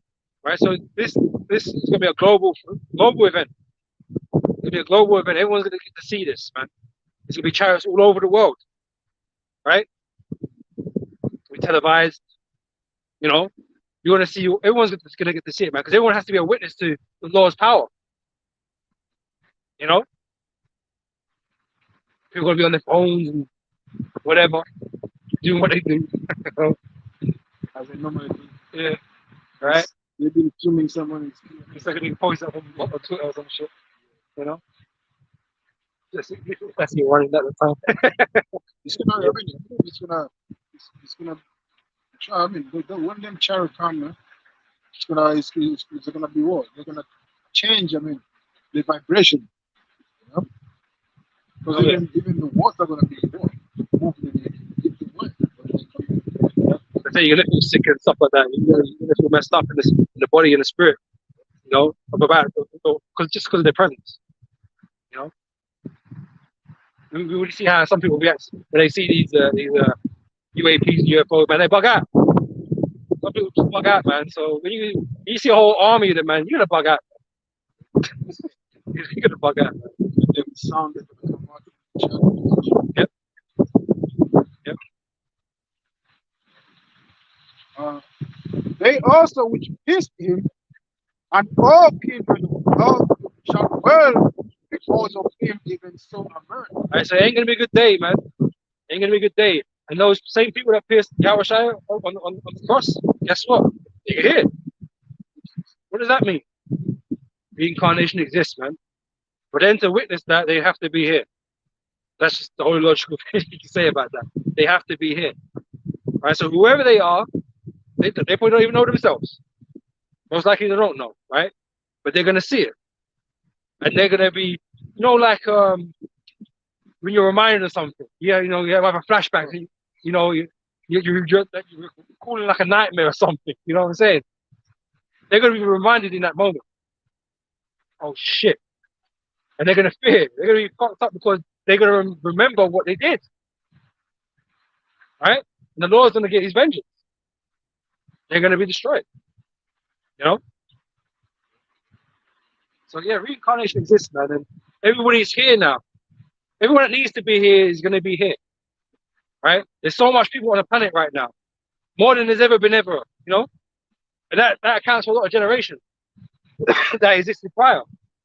But everybody that's here now is supposed to be here to receive this judgment, man, or to be saved. Wherever the case may be. All the prophets are here. Other than those that have already passed on to the spiritual world. Because before there might have been clusters of prophets together. They might have traveled together or whatever. They might have linked up at some city or whatever. But now, like, we're all here. There's a lot of them in the land of America, as we know. There's a lot of them in America. And there's a few other groups scattered around the earth. Like, that's a lot. And even then, in the same time as in the time of the apostles, the time of Acts, there were groups of, men moving around together and whatever, in different regions and whatever. We are reliving Acts again, but on a larger scale, because there's more of us. There's more people on the earth. So everything that happens is on a greater scale. That's why the judgment is on a greater scale. It's happening to more people all over the globe. Before it just happened in Egypt. It just happened in Sodom and Gomorrah and the cities thereabouts, right? This is going to be a global thing. America is going to be destroyed, and the angels will go around the earth, collecting the elect and putting people into slavery, man, destroying people. It's a larger scale. Everything's large scale this time around, man. That's why the scripture speaks about that we're not gonna not remember the deliverance from Egypt. You know what I'm trying to quote, right? That we come up out of the land of the north. Yeah, if you can find that for me, because we're gonna sing new songs. You know what I'm saying? Or a new deliverance. Because like I said, it's gonna be on a grander scale, and everything that's gonna go on, all types of judgments gonna be going on. Right? Yeah. This is the book of Jeremiah 16:14. Therefore, behold, the days come, said the Lord, that it shall no more be said, the Lord liveth, that brought up the children of Israel out of the land of Egypt. Yep. But the Lord liveth, that brought up the children of Israel from the land of the north, and from all the lands whither he had driven them. So the land of the north, okay, which is America. That's why the great judgment is going to happen in the land of America, and all the lands where we were scattered, right? And that's everywhere, four corners, right? So that's why you can see all these like camps popping up everywhere, right? But the main place is in the land of the north. This is America. Okay, and it's the deliverance and the judgment is going to eclipse what happened in Egypt. Right? It's going to eclipse it. That's why Daniel 12:12 says what it says. You know? And all the land whither he had driven them, and I will bring them again into their land that I gave unto their fathers. I will bring them back into the land from wherever I driven them, right? How do the small hats get in the land over there? By plane, by decree, right? By government, right? Not by the Lord. The Lord said, I will. And he's going to bring them from the four corners of the earth and out the land of the north. Where was that fulfilled with them? With the small hats. They always talk about 1948. When Israel became a state, it was prophecy was fulfilled. How was it fulfilled? What prophecy did you fulfill? We just read that. It didn't sound the same to me. You know what I'm saying? The Lord is going to bring us back. And if it's fulfilled, why the whole the whole outline now is not in peace? Yep. There's so much wrong with their doctrine in terms of that prophecy being fulfilled, man. But there's so much not going on, and so much stuff that's not supposed to be going on over there. I.e. Pink City, all that kind of stuff, right? There's a whole lot of stuff not meant to be going on that goes on there. A whole bunch of stuff that's supposed to go on there that doesn't go on there. Because prophecy hasn't been fulfilled yet, man. They are not the ones to fulfill prophecy. Yeah, most people, I believe most people. Aqsa. I think that must is called over there. Yeah, I think that's what it is. Yeah. They got to bow down to a wall. Old Jerusalem. Well, where is all of that, man?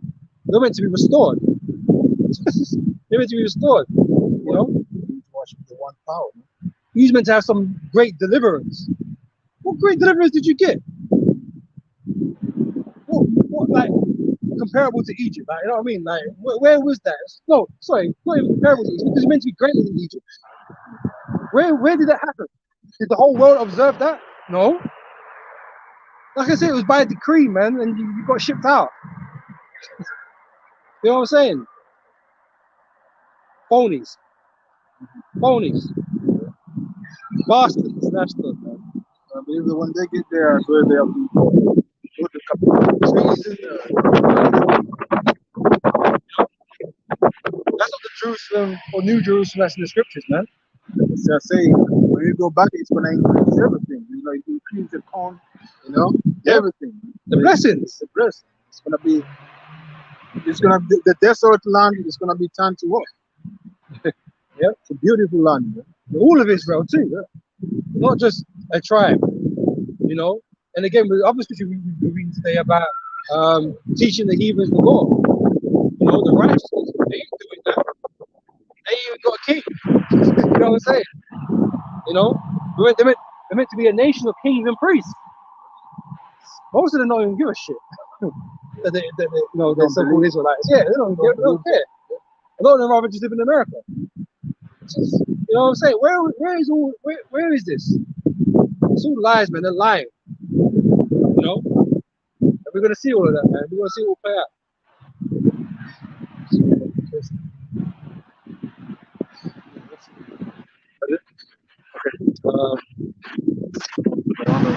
Yeah. Oh, you wanted to read that? No. Oh, no. Okay. Grab us Isaiah. I think. Oh, we didn't read 2nd Ezra. Oh, yeah, go on, sir. So we go 2nd Ezra 9, start from the top. He answered me then and said, measure thou the time, the region in itself, and when thou seest part of the signs past, which I have told thee before, then shalt thou understand that it is the very same time wherein the highest will begin to visit the world which he made. Right, so we're told to be on the lookout, man. To watch as well as pray. right? To be diligent, to be circumspect, not to be asleep. We don't sleep as others do, right? And that doesn't mean literally we don't go to sleep, but I mean we're always on the lookout, man. Always watching. Even if we've got us, man, someone else is watching. You know what I'm saying? The brothers around the world, man, we're always keeping an eye on things, man. We've got watchmen set up, and we're keeping track of what's going on in the earth and linking it with these prophecies, man. So we're not asleep. Some people would rather not know. So they slumber, man. They ain't trying to figure out all of this. They just want to live in their bubble and think that the bubble's gonna last forever. Bubbles don't last forever. All bubbles pop, right? But it's gonna be like a simultaneous popping, man, because the whole world's gonna just wake up in this madness, man. They're like, what the hell's going on? You got caught slipping, as they say, right? But we are always continuously on the lookout, man, waiting for the Lord to turn up. That's the difference, you know. It's gonna be chaos everywhere. It's gonna be famine on this. Famine everywhere. You know. That's why I said, "Woe to them that desire the day of the Lord, man. What end it shall be to them, because it's gonna be evil everywhere. You may escape one judgment, you may end up to another judgment. You know, maybe you may escape famine, but you may end up what? Be killed by the sword, man. You know, because at the end, all of them that are not supposed are not being deemed to be delivered, especially in the land of America, they're gonna be destroyed. You know, but in this other side, we understand there's a remnant of these other nations who are gonna remain, so they're gonna be the first served, man. You know, to build our kingdom. Man. Yeah. And that's only righteous, because we're not used to build your kingdom, and you've given us no thanks. You want us to be appreciate the fact that so-called freed us or whatever. You want us just to be thankful for that, man. Okay, we want to see our thank. We want to see what it's like for you, right? If it wasn't that bad, you know. But there's the thing, you're afraid, you're scared. What you did was terrible. Because even in the emancipation movement, because I was the other night, even the white guy broke it down, the manhunter, he broke it down. Like, he didn't really have a problem. But when he died, his father told him about like the Negroes. If you let one escape, then more escape, and they get persistent. And they eventually, if they get, see, a lot of them get free, and they get you, what do you think they're going to do to you? They can't have that role reversed, because they know it'll be a terrible thing to fall into our hands, man. When we got the power to do so. And that scares the shit out of them, man. But that's going to become a reality. And yeah, it is getting terrifying, But it's only what we deserve. There was no need to do what you did, but when you did it, you enjoyed every second of that, man. Don't think for a second that we won't. All right? They push over the limits, man. You know, everything that they've done upon our people, it was over the limit. Yeah. OTT, man, did more than it was even necessary. Yeah. But guess what? That was, all by design, by the Heavenly Father, man, to teach us a lesson. But Esau enjoyed every second of that. He didn't shy away from it whatsoever, man. He was like, oh, but no, it's the Lord's people. Maybe I shouldn't be doing it. No, he didn't give a shit. As far as he's concerned, man, I got my brother in slavery right now. And I hate him. I hate my brother. As the scripture say, he has a perpetual hatred. He hates his brother, he hates Jacob. So he did what he wanted to fulfill all these lusts, man, against us. So when it's your turn, we're going to do the same, except for the faggot shit. Yeah, that's what I want to say. Like, they used to do like this. I mean, the sodomite stuff. Yeah. To the big jack. I mean, the jack that is look like, like the threat for them. They used to sodomize in front of the people, right? So to break him down, I'm say, back blacking, they say. Yeah. So that's the action that they have done to our people. Even more, they used to tie Jacob, one leg this side, the other leg this side, and leave them attacking. I believe they close Levy. So just The jeans. yeah. They say it's coming back to the Yeah. It's going back. I mean, to that. Time when like they were dipping a project. Yep. Yeah. So yeah, I mean, he's very cruel, man. Very cruel. So we have the right to be cool in return, man. Especially when the Lord don't even like you anyway. You know? So no one's gonna give a shit. they say payback is a bitch. Yeah, that's right.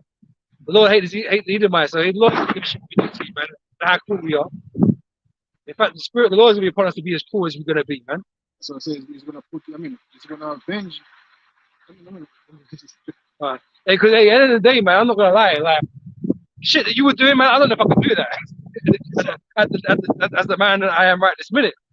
But the Spirit of the Lord is gonna be upon the Israelites, man, to do all kinds of craziness to you, man, for vengeance sake. You know? So it's gonna be Messiah with us doing the work. Yeah, that's right. It's the book of Ezekiel 25 and 14. And I will lay my vengeance upon Edom by the hand of my people Israel, and they shall do in Edom. Just want to clarify that as well, because vengeance is mine, thus saith the Lord, right? But how does the Lord deal justice? It's through people. Like, it has to manifest somehow. The Lord don't come down himself and start smashing head. He could do that, but he don't do that. He sets up things to happen, and it just stays there. The Lord is going to use Israel, right? Going to use Israel to do these things, man. Because we're the host of the Lord. David say, "What deliver me from what? From the wicked, which is thy sword." Sword, yeah. So Israel is the sword of the heavenly Father to Left punish you. Left hand side. Yeah, to punish you, the Israel, which we are not. But in the time, on the other side, it's going to be us doing the work of the heavenly Father upon you, Edomite, and the rest of these other nations. Yeah, we're the battle axe, man. And they shall do in Edom according to mine anger. So who's angry? Who's the one that's really angry? Yeah, we're pissed off. And obviously we're angry, obviously, man. But our anger doesn't compare to the Lord's. You know what I'm saying? Like, we're not the ones that you need to be worried about. You know? We're here to be disciplined and obedient. But when the Lord lets loose now, and has the Spirit come out, and the foot be put upon us, man, that's when you got to worry, man. Because the Lord's anger is, well, I can't even quantify that. You know what I'm saying? I'm not going to quantify it. You know, it's greater than ours.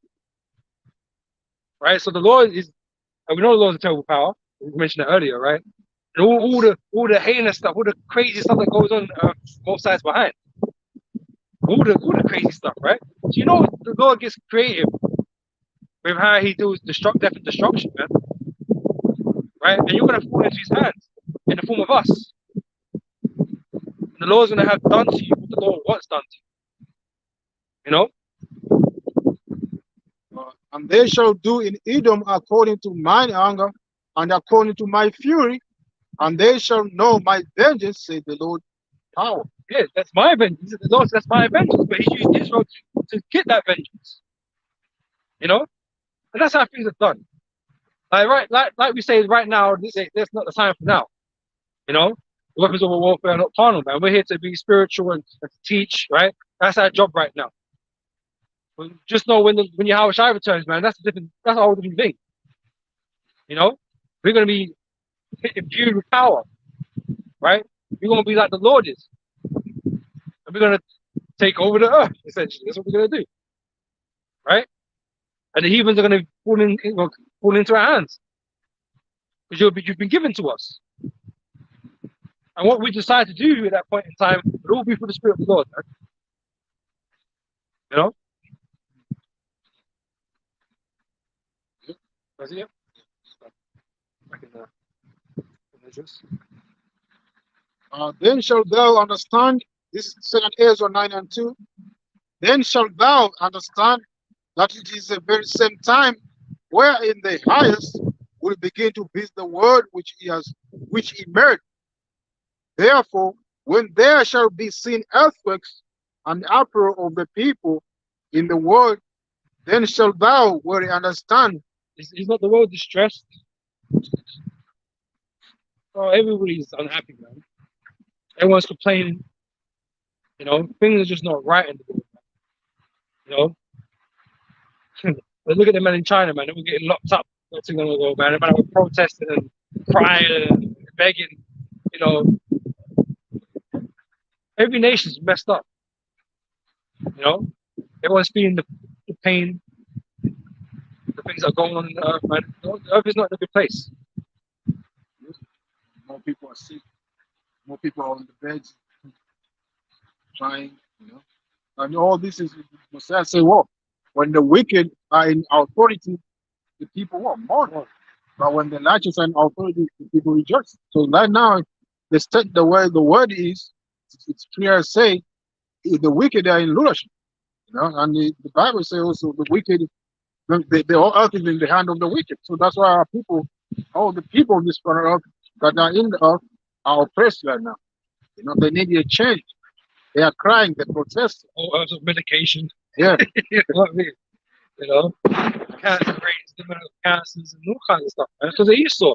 In the C-19, the whole world was on the medications. Sure. You know what I'm saying? So yeah, Esau's messed this world up, man. I mean, it's been messed up because Heber's always been a rule shit. It's never been quite right, obviously. But Esau's gone overboard with it all, like we were saying before. Esau is taking the wickedness to a whole different level, man. You know, because his mind doesn't stop.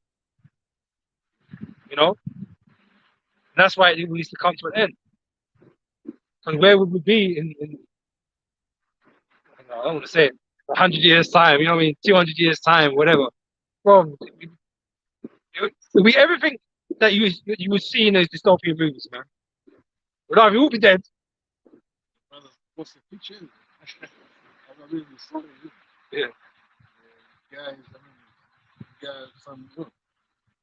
Some non-violent, some device in his body. Yeah.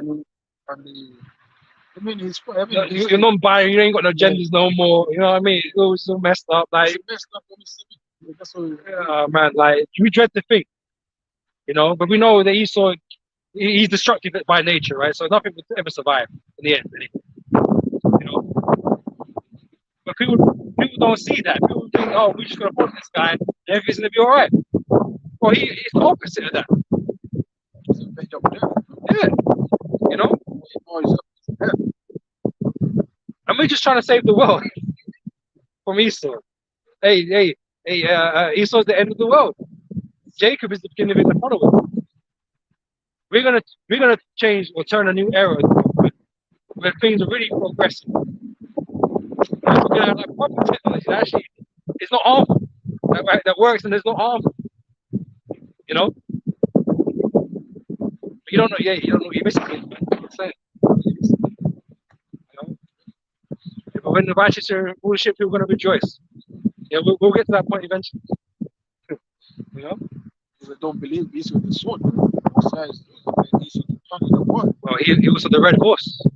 Take peace from the earth. No?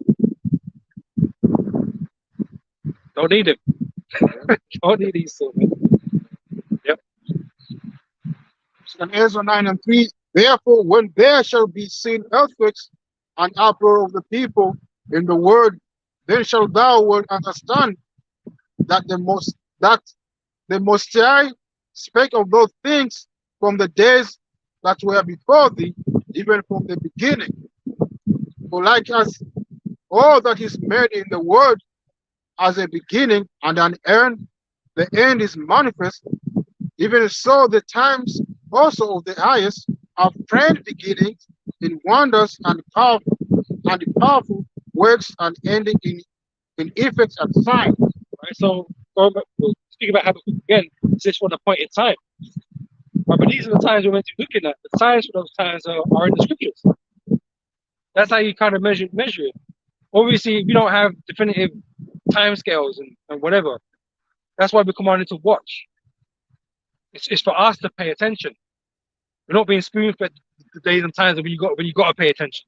We're asked to pay attention all the time. All right. So we sit there and watch. Now that's too much for a lot of people. They don't want to sit there every day and go through articles or do whatever. Like they don't want to pay attention to that. They got things that what they would rather be doing. Things that take their mind off things that are what they call negative or depressing. So you ask people that, oh, don't watch the news because everything's just depressing on it.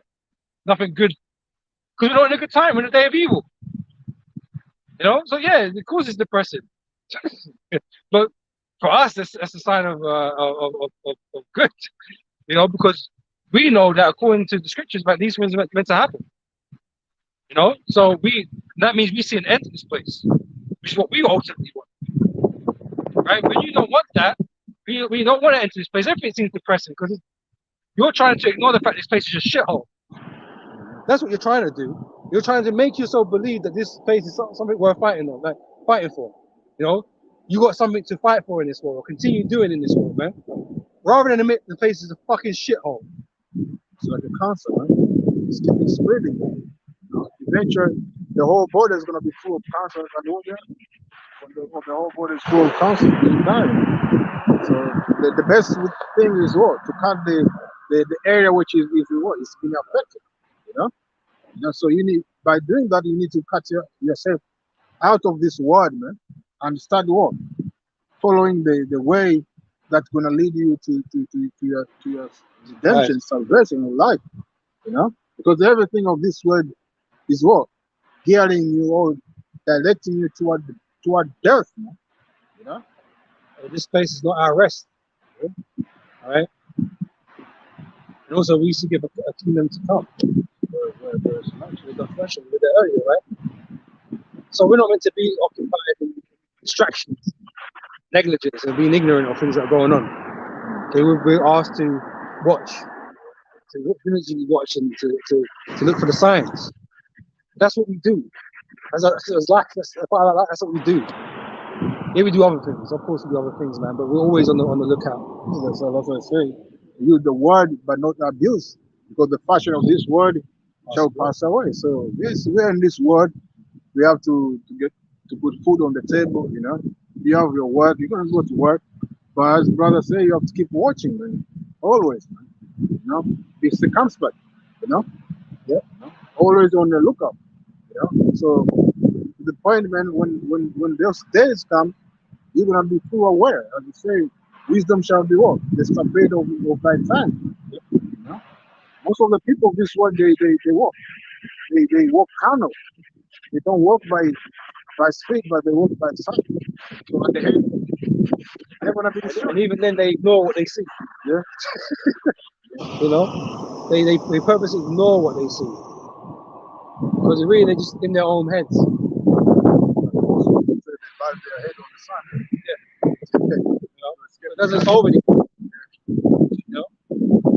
The Lord has put a spirit upon us, man, to actually do something about the situation, man. To turn to the Lord, Because nothing can be done about this world. This world is done for. It's finished. But what we can do is turn to the Lord, right, and be a part of the one that comes after. So that's where we're at, man. They're hiding, man. And the protection of the Lord. That's it. Therefore, then shall, even so, the time also of the highest have grand beginning in wonders and in powerful works and ending in effects and signs. That's what we see also. The time people are talking also about what? The chariot. The chariot of the Heavenly Father. It's been in the media more and more. Because the Messiah is what? It's making his presence known. That he's about to come and walk. Invade this earth. And take his people and destroy the rest.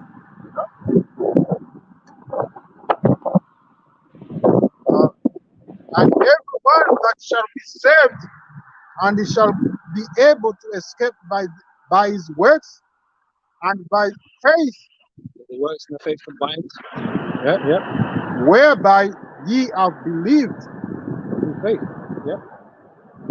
Shall be preserved from the said perils, and shall see my salvation in my land and within my borders, for I have sanctified them for me from the beginning. Sanctified meaning made holy, meaning made separate. Right? The elect are separate even from the rest of the nation of Israel. The remnant, the elect, the Israel of God. You know, those things we're referenced by. Okay, but they're going to be saved through their faith, because as we know, even in Yahweh's time, a large majority of people didn't believe. You know, but they offered the Lord up. Right, so the elect are going to receive salvation. All right, so that's what we're here trying to do, man, to make our call and election sure. You know, pushing out these videos, you know, doing studying and going through all the things that we need to be doing, man, observing the laws as best we can. You know, because we're trying to make sure that we get, we're part of that salvation. You know, because if you don't put our effort in, man, what do you expect of it? Don't say when he comes, he shall he find faith on the earth. So there are some people who are gonna be here on the earth full of faith, which we hope will be one of them. But the majority of the world is gonna be what? They're gonna be carnal, try to fulfill the lust of their flesh. They're gonna reject everything we say. They're gonna reject the Lord. And as we said before, he that who don't want Messiah to lose, it's gonna be destroyed. Yeah, because they want to hang on to this world, man. You know, not knowing how much damage it's doing to them, or not caring. That's what the sad state of it, man. Some chicks don't fucking care.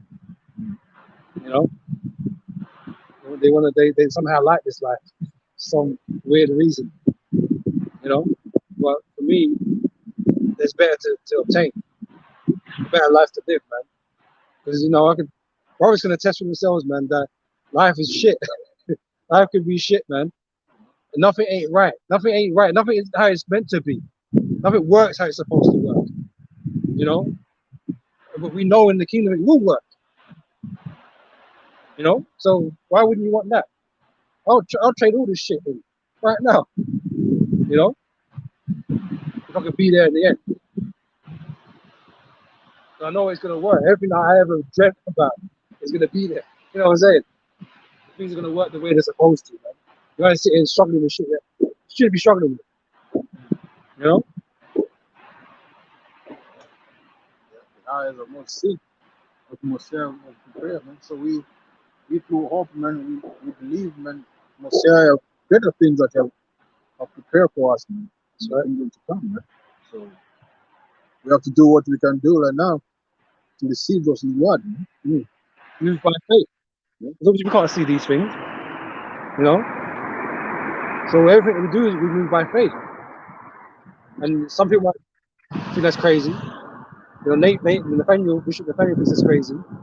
You know, faith-based Israelites and all that stuff. But hey, that's what we're commanded to be like. We're commanded to be faith, believe. You know, without it, hey, without faith, it's impossible to please the Lord. So how else are we meant to be moving, man? You know, that's like our drive. You know, the faith is like our drive, man. It keeps us going. Hope, you know.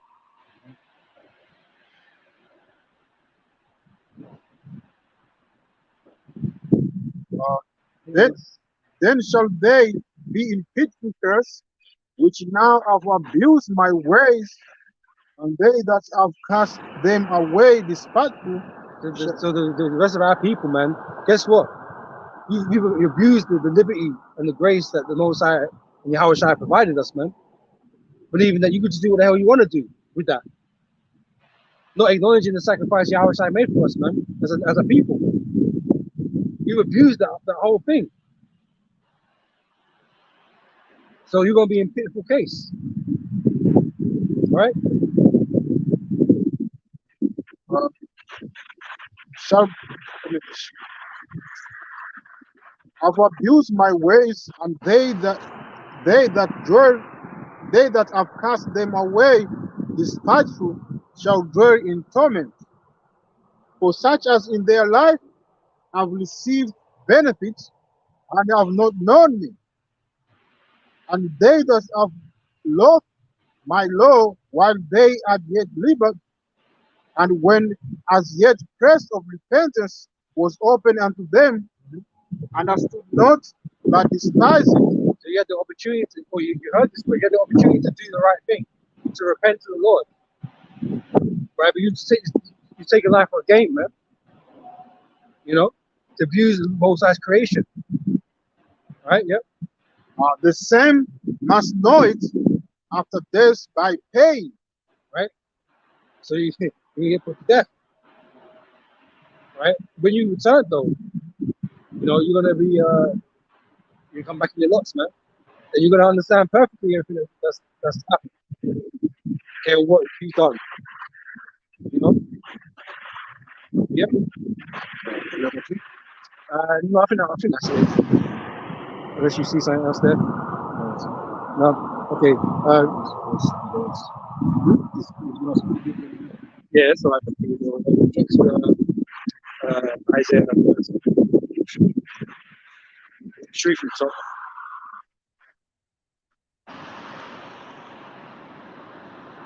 We'll close it after this. We'll close it after this. It's the book of Isaiah 13 and 1. The burden of Babylon, which Isaiah the son of Amos did see. Lift up your banner, lift up a banner upon the high mountain, exalt the voice unto them, shake the hand, that they may go into the gate of the noble. I have commanded my sanctified ones, I have also called my mighty men, my mighty ones, for mine anger, even them that rejoice in my highness. The noise of a multitude in the mountains, like as of a great people, the tumultuous noise of the kingdom of nations gathers together. The Lord of hosts masters the host of the battle. So like we keep telling you, man, when the day the Lord comes, the Lord's going to use these nuclear missiles, these ICBMs, to destroy the land of America. And that's going to be like the entrance. When the Lord makes the entrance, that's what's going to happen. Yahushua is going to return with the angels, and at that same time, America is going to get hit with missiles, man.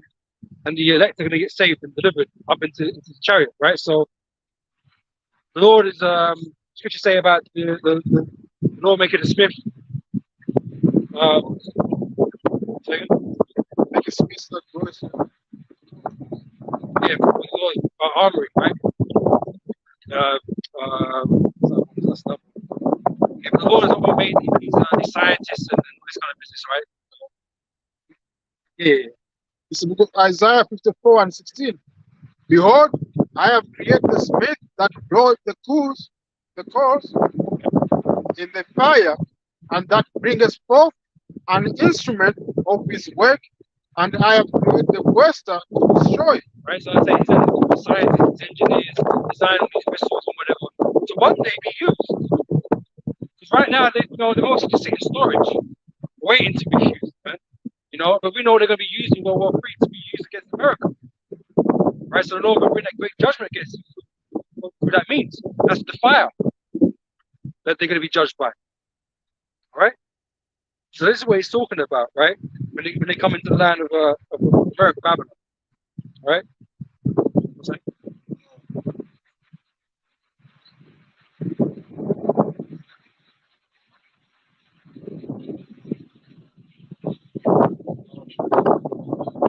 Yeah, okay, go ahead.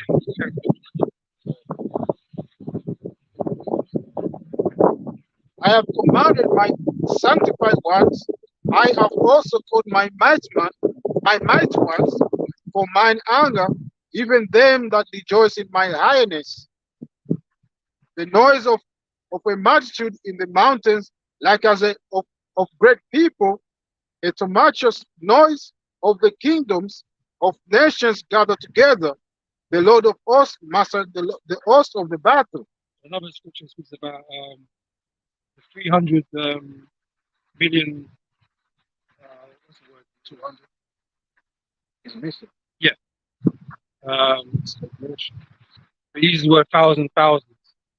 Yeah. I just can't remember the word anymore.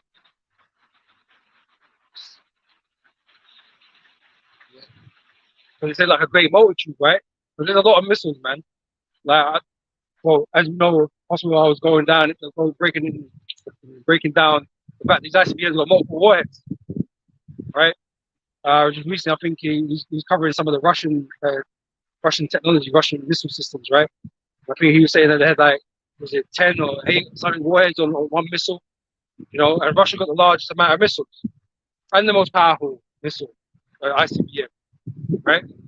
But it's not just Russia that has these things, right? There's other nuclear powers on the earth. China, well, Iran probably gonna have something by then. North Korea, India, Pakistan, Europe. NATO, they got nukes, right? They're gonna shoot against the America too, right? So all these missiles collectively in the world, man, there's a lot of them, right? All these warheads or whatever, and they're all gonna be shot at America, man. This is what they've made. They made a snare. They made a snare onto themselves. So they thought that's what gave them the power. Having these missiles gave them power over the nation. By that same power, they're going to be destroyed by it. What? This is the book of Liberation 9 and the 15. And the 4 angels were loose, which were prepared for an hour and a day and a month and a year, for to slay the third part of men. And the number of the army of the horsemen were 200,000, and I heard the number of them. Right. So these horsemen represent these missiles. Right. Those are sending horsemen there. Yeah. And thus I saw the horses in the vision, and them that sat on them having breastplate of fire and of jacinth and brimstone, and the heads of the horses were as the heads of lions, and out of their mouth issued fire and smoke and brimstone. Right, that's what the missiles bring. Okay, when they're moving around, the planes around the propulsion system, the friction from the air that they move through. And when they touch, it's just nothing but fire and destruction, man. Fire and brimstone. Great nuclear plumes of fire. Okay, and destructive waves. Air waves, energy waves, whatever, man. Radiation. Yeah. So it ain't nothing good, obviously. The nukes are crazy, innit? But not saying that. The only ones ever used or kind of tested out in the open were those atomic bombs, right? But they're far inferior to the ones we use today. These new ones, these new warheads, and that they're far more capable than the old stuff they used to have, man. Right? But they're packing multiple warheads in one missile. The level of destruction that it's going to wreak, it's going to be unheard of, man. Like I said, all these things are happening. It's going to be greater on a greater scale than anything's happened before. Actually, they were talking. We haven't read it. I've mentioned it a couple of times, but it's something that hasn't happened before. It's larger and grander in scale than the Lord has done previously. Aside from the flood, obviously. But this is the flood 2.0, but with the fire. Yeah. By these 3 was the third part of men killed by the fire, and by the smoke, and by the brimstone which issued out of their mouths.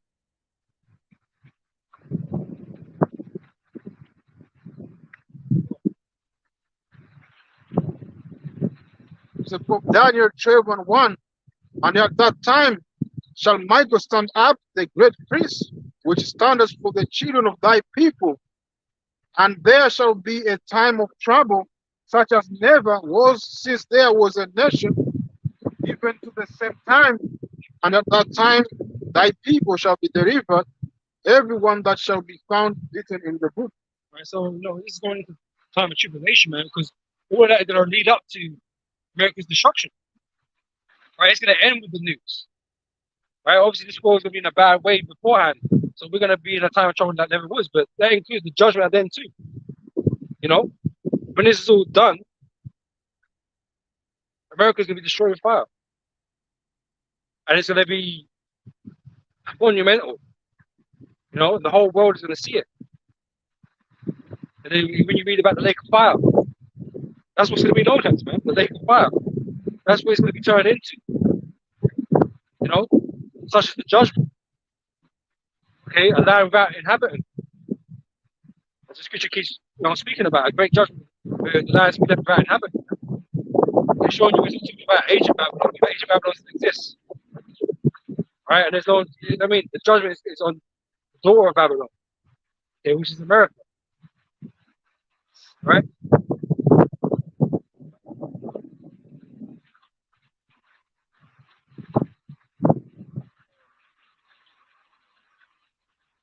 From Isaiah 13 and 5. They come from a far country, from the head of heaven, even the Lord, and the weapons of his indignation to destroy the whole land. Right, so they're coming from like the other side of the earth, you know. And I say you've got all these different nations that have them, and they're all going to be just poured in, poured in over there, man. You know, Russia, you know, China. Like I said, China got them. You know, they're traveling great distances, man. And that's why it's been such an important thing for these nations to get those missile technologies that can travel far distances in a fast speed.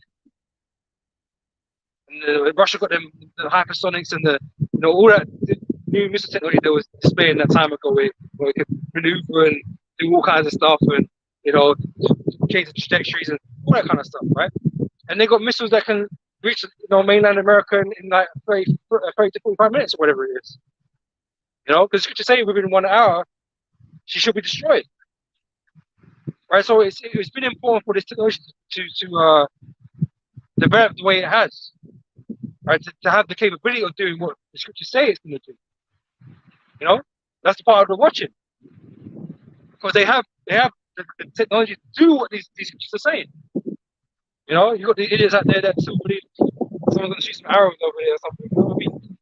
Come on, man. You know, but there's a way for this to manifest in this world, right? So that's what we watch for. We know the tensions between Russia and America are not good. Haven't been, you know what I mean? They're destined to face each other in World War III. And that is going to be the outcome. Yeah, whether they like it or not, this is in the power of the Lord, man. As I say, he's a master. He mastered the whole, the horse of the battle. You know, so he's the one who's gonna master the grand scheme of war, man. You know, he's gonna bring all these nations, these powerful nations, with powerful weapons to war, to face each other. You know, and that's gonna be the head of this system. The system is ruled by Islam.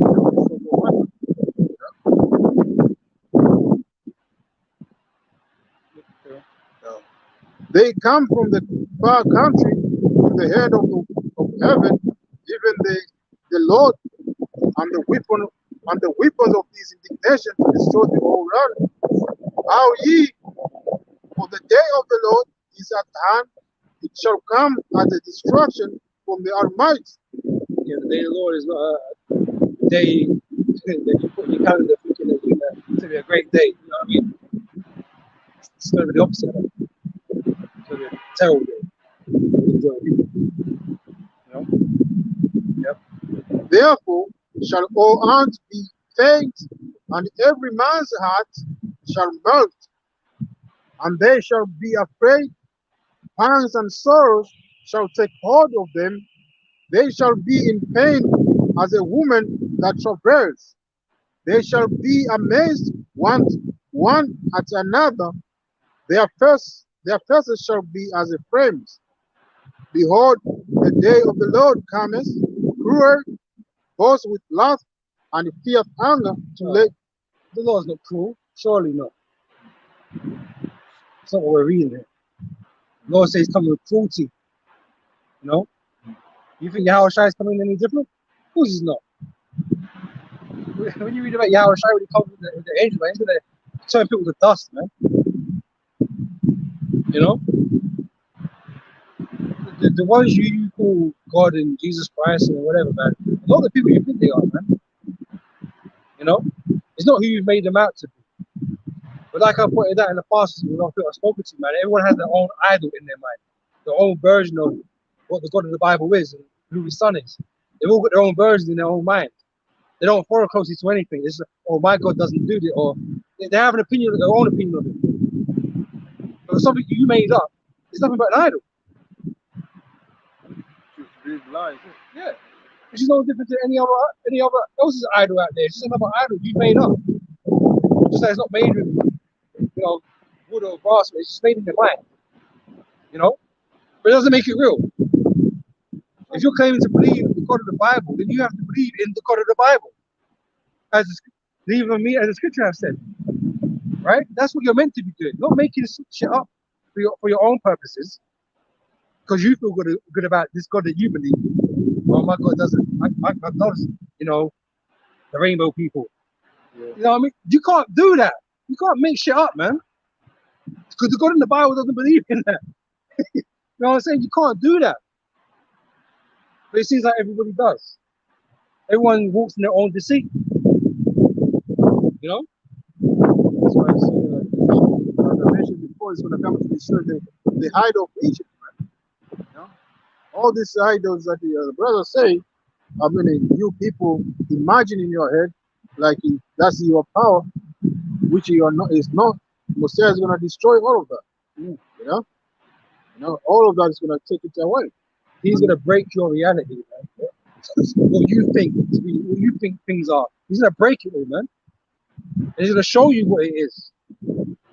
He's going to show you what he's really about, what you've been ignorant to this whole time. And then you're going to fear.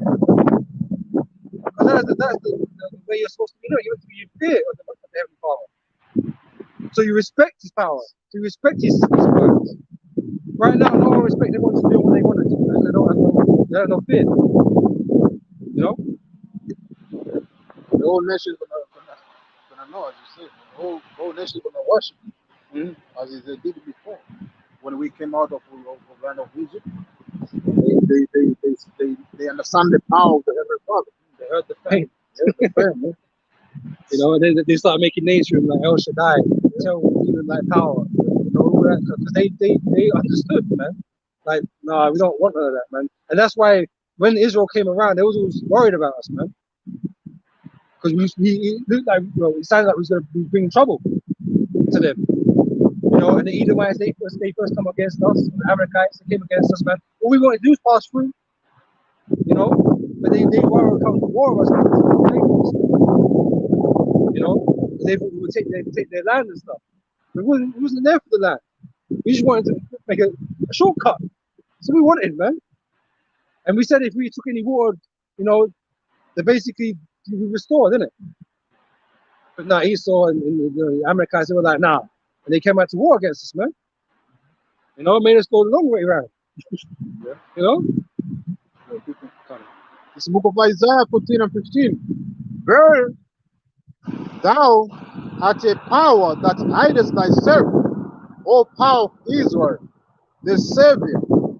They shall be ashamed and also confounded, all of them. They shall go to confusion together that are a maker of idols. Maker idols, trusting idols, anything to do with idols. You even put to shame. You know? Yeah. But Israel shall be saved with an everlasting salvation. Yea, ye shall not be ashamed, no confounded word without end. And this is the serious thing, right? You got people out there acting like we're crazy. That when the Lord comes, that we're gonna be confounded. That we're gonna look stupid. The Lord said Israel should not be confounded, man. You other nations are gonna be confounded. There's verses like that concerning you. You're gonna be confounded with everything that's going on. Because you don't know. We do. For the salvations of the Jews, right? We know what we worship, right? But the everlasting salvation is for us. That's what the Lord said. That, like I said, everything the Most High said It's like a promise. It's a word that's unbreakable. That is what the Lord stated. That is what it's going to be. There's no way in hell, anywhere, right? Israel are going to be confounded when the day of the Lord comes. The elect know what's going on, right? We know the Lord is for us. We know the Lord is going to deliver the elect. He ain't going to deliver these other nations, though. And deliver them to slavery, deliver them to us, yeah, maybe, yeah, for sure, right? But for salvation, no, because salvation is something very specific to us, man. Because we're in captivity. The Lord's chosen people are in captivity. So we need the saving from the other nations, and to be restored. That is what the salvation is for us. It doesn't apply to the other nations, you know? We're here to save them. You know what I'm saying? When we get into power, we're gonna make sure everything's right. But the Lord ain't coming to save them. All right? So we're not gonna be confounded. Our enemies are gonna be confounded. Yep. Go back to Isaiah 13.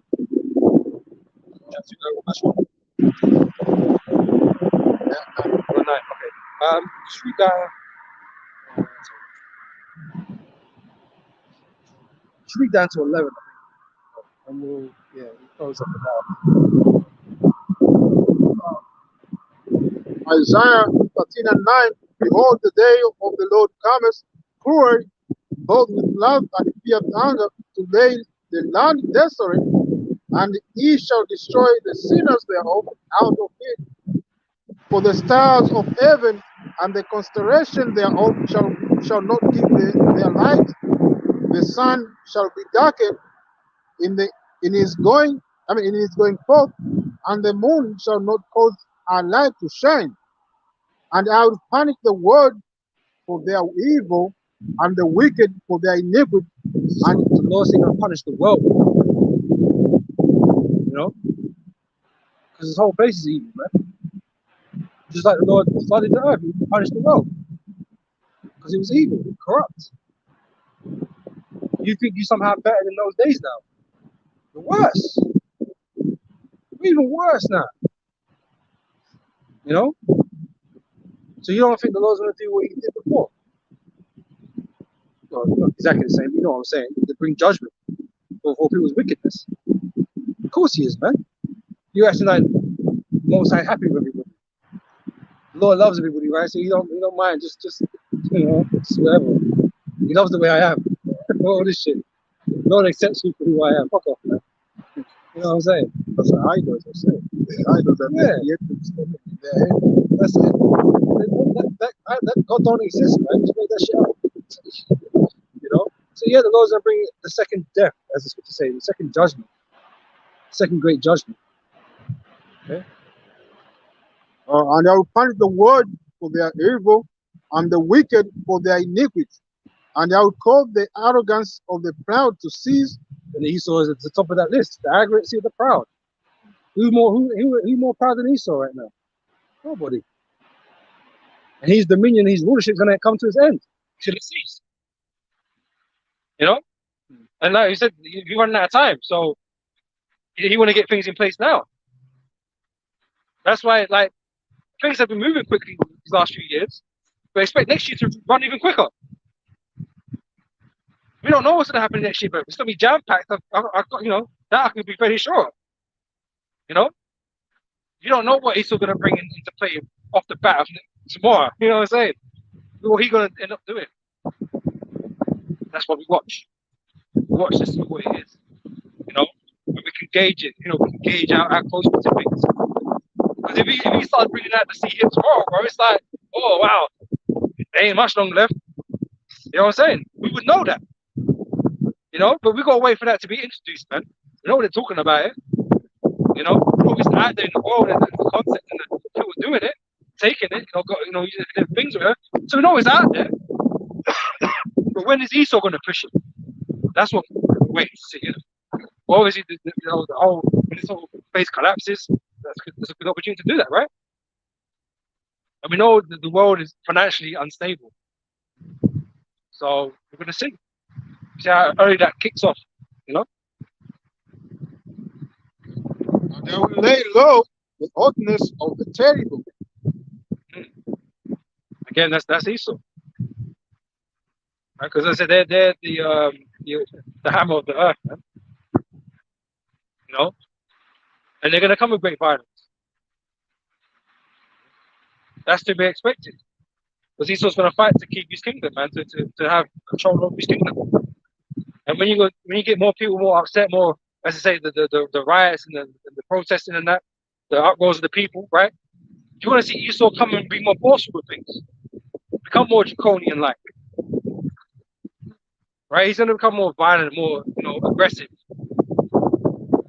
Right? So it's part of the science. It's part of the science, man. All right. I was considering reading on actually.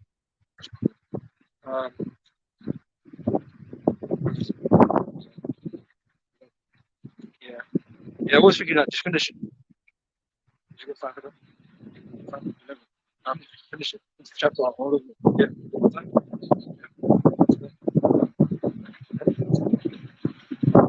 I didn't go too minutes. I'll check. Check. Okay. We should I will make a man. I mean, this Isaiah 13 and 12. I will make a man more precious than fine gold, even a man than the God wage of offer. The elect are going to be precious in that time. They're going to have that knowledge of understanding. Okay, that's to make them stable in the times that we're going into, right? So they're going to be precious among men, right? Because the average person doesn't know what's going on, so they're going to get taken away with everything that's going on. Okay, but the men of the Lord, they're going to have an air about them. Again, a sense of stability in that time. Not be bugging out, like going crazy and shit. And the Lord's going to be dealing with us, man. So the Lord's going to guide our steps to make sure we're okay. They're going to become collected. Yep. They also say what?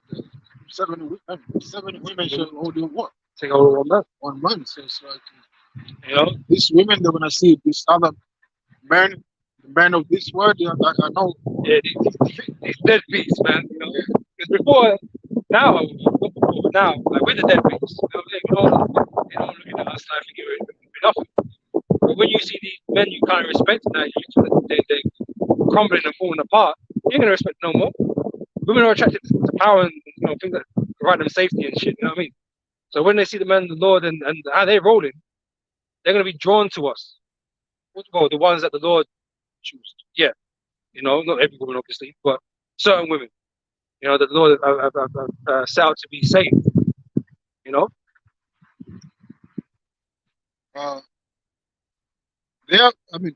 even man than the golden wage of offering.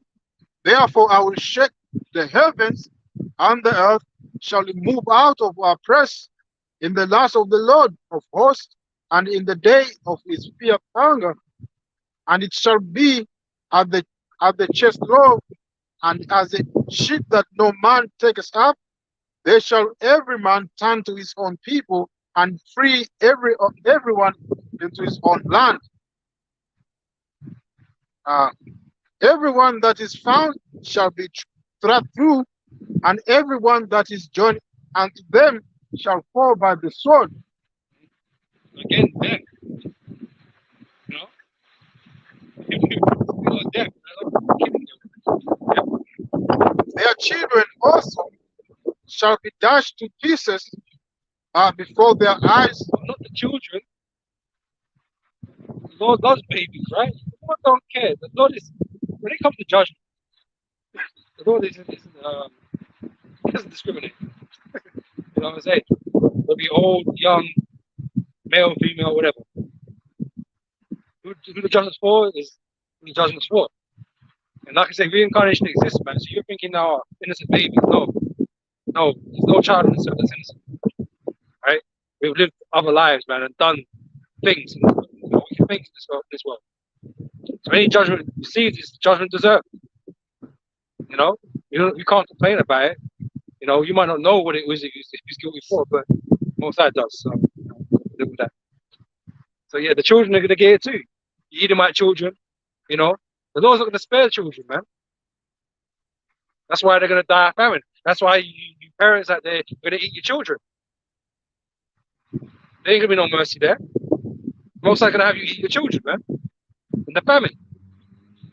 Alright? They start with their pets. You know? They're gonna turn to their dogs and their cats. They're gonna scramble the with his mouse, you know, and then they're gonna what? At the end, they're gonna turn to their own children. When they finish with their children, they're gonna turn to themselves.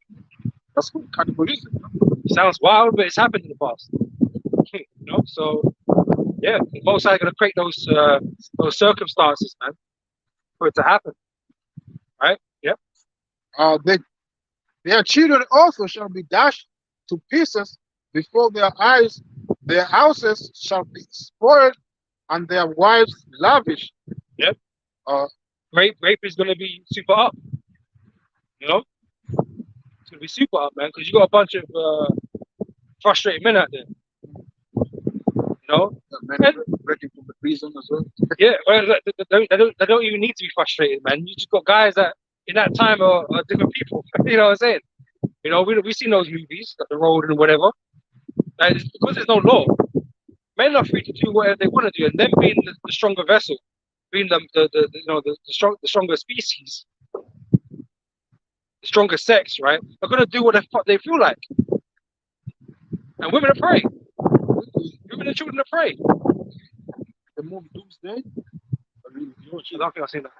Doomsday.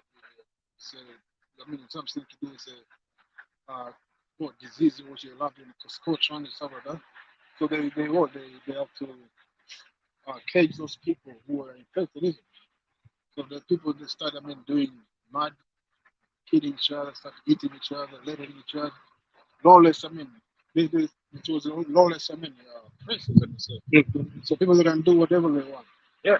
So So you're gonna have guys doing that, and not only that, man, because the Lord said it, the Lord, the Spirit is gonna be on them to do it. First and foremost, man, the Lord wants it to happen, right? So yeah, that's gonna be going on, man. Yep. And behold, I will stir up the midst against them, which shall not regard silver, and as for God, they shall not delight in it. Right, so the means represent the Russians in this, man. As we know, America and Russia, they're gonna go at it at some point, right? But there ain't gonna be no deals being done that's gonna avoid that destruction. They're not gonna be able to cut a deal with, or Russians back off. They ain't gonna back off because the Spirit of the Lord is gonna be upon them to do the judgment, man, to do the dirty work, to press that button.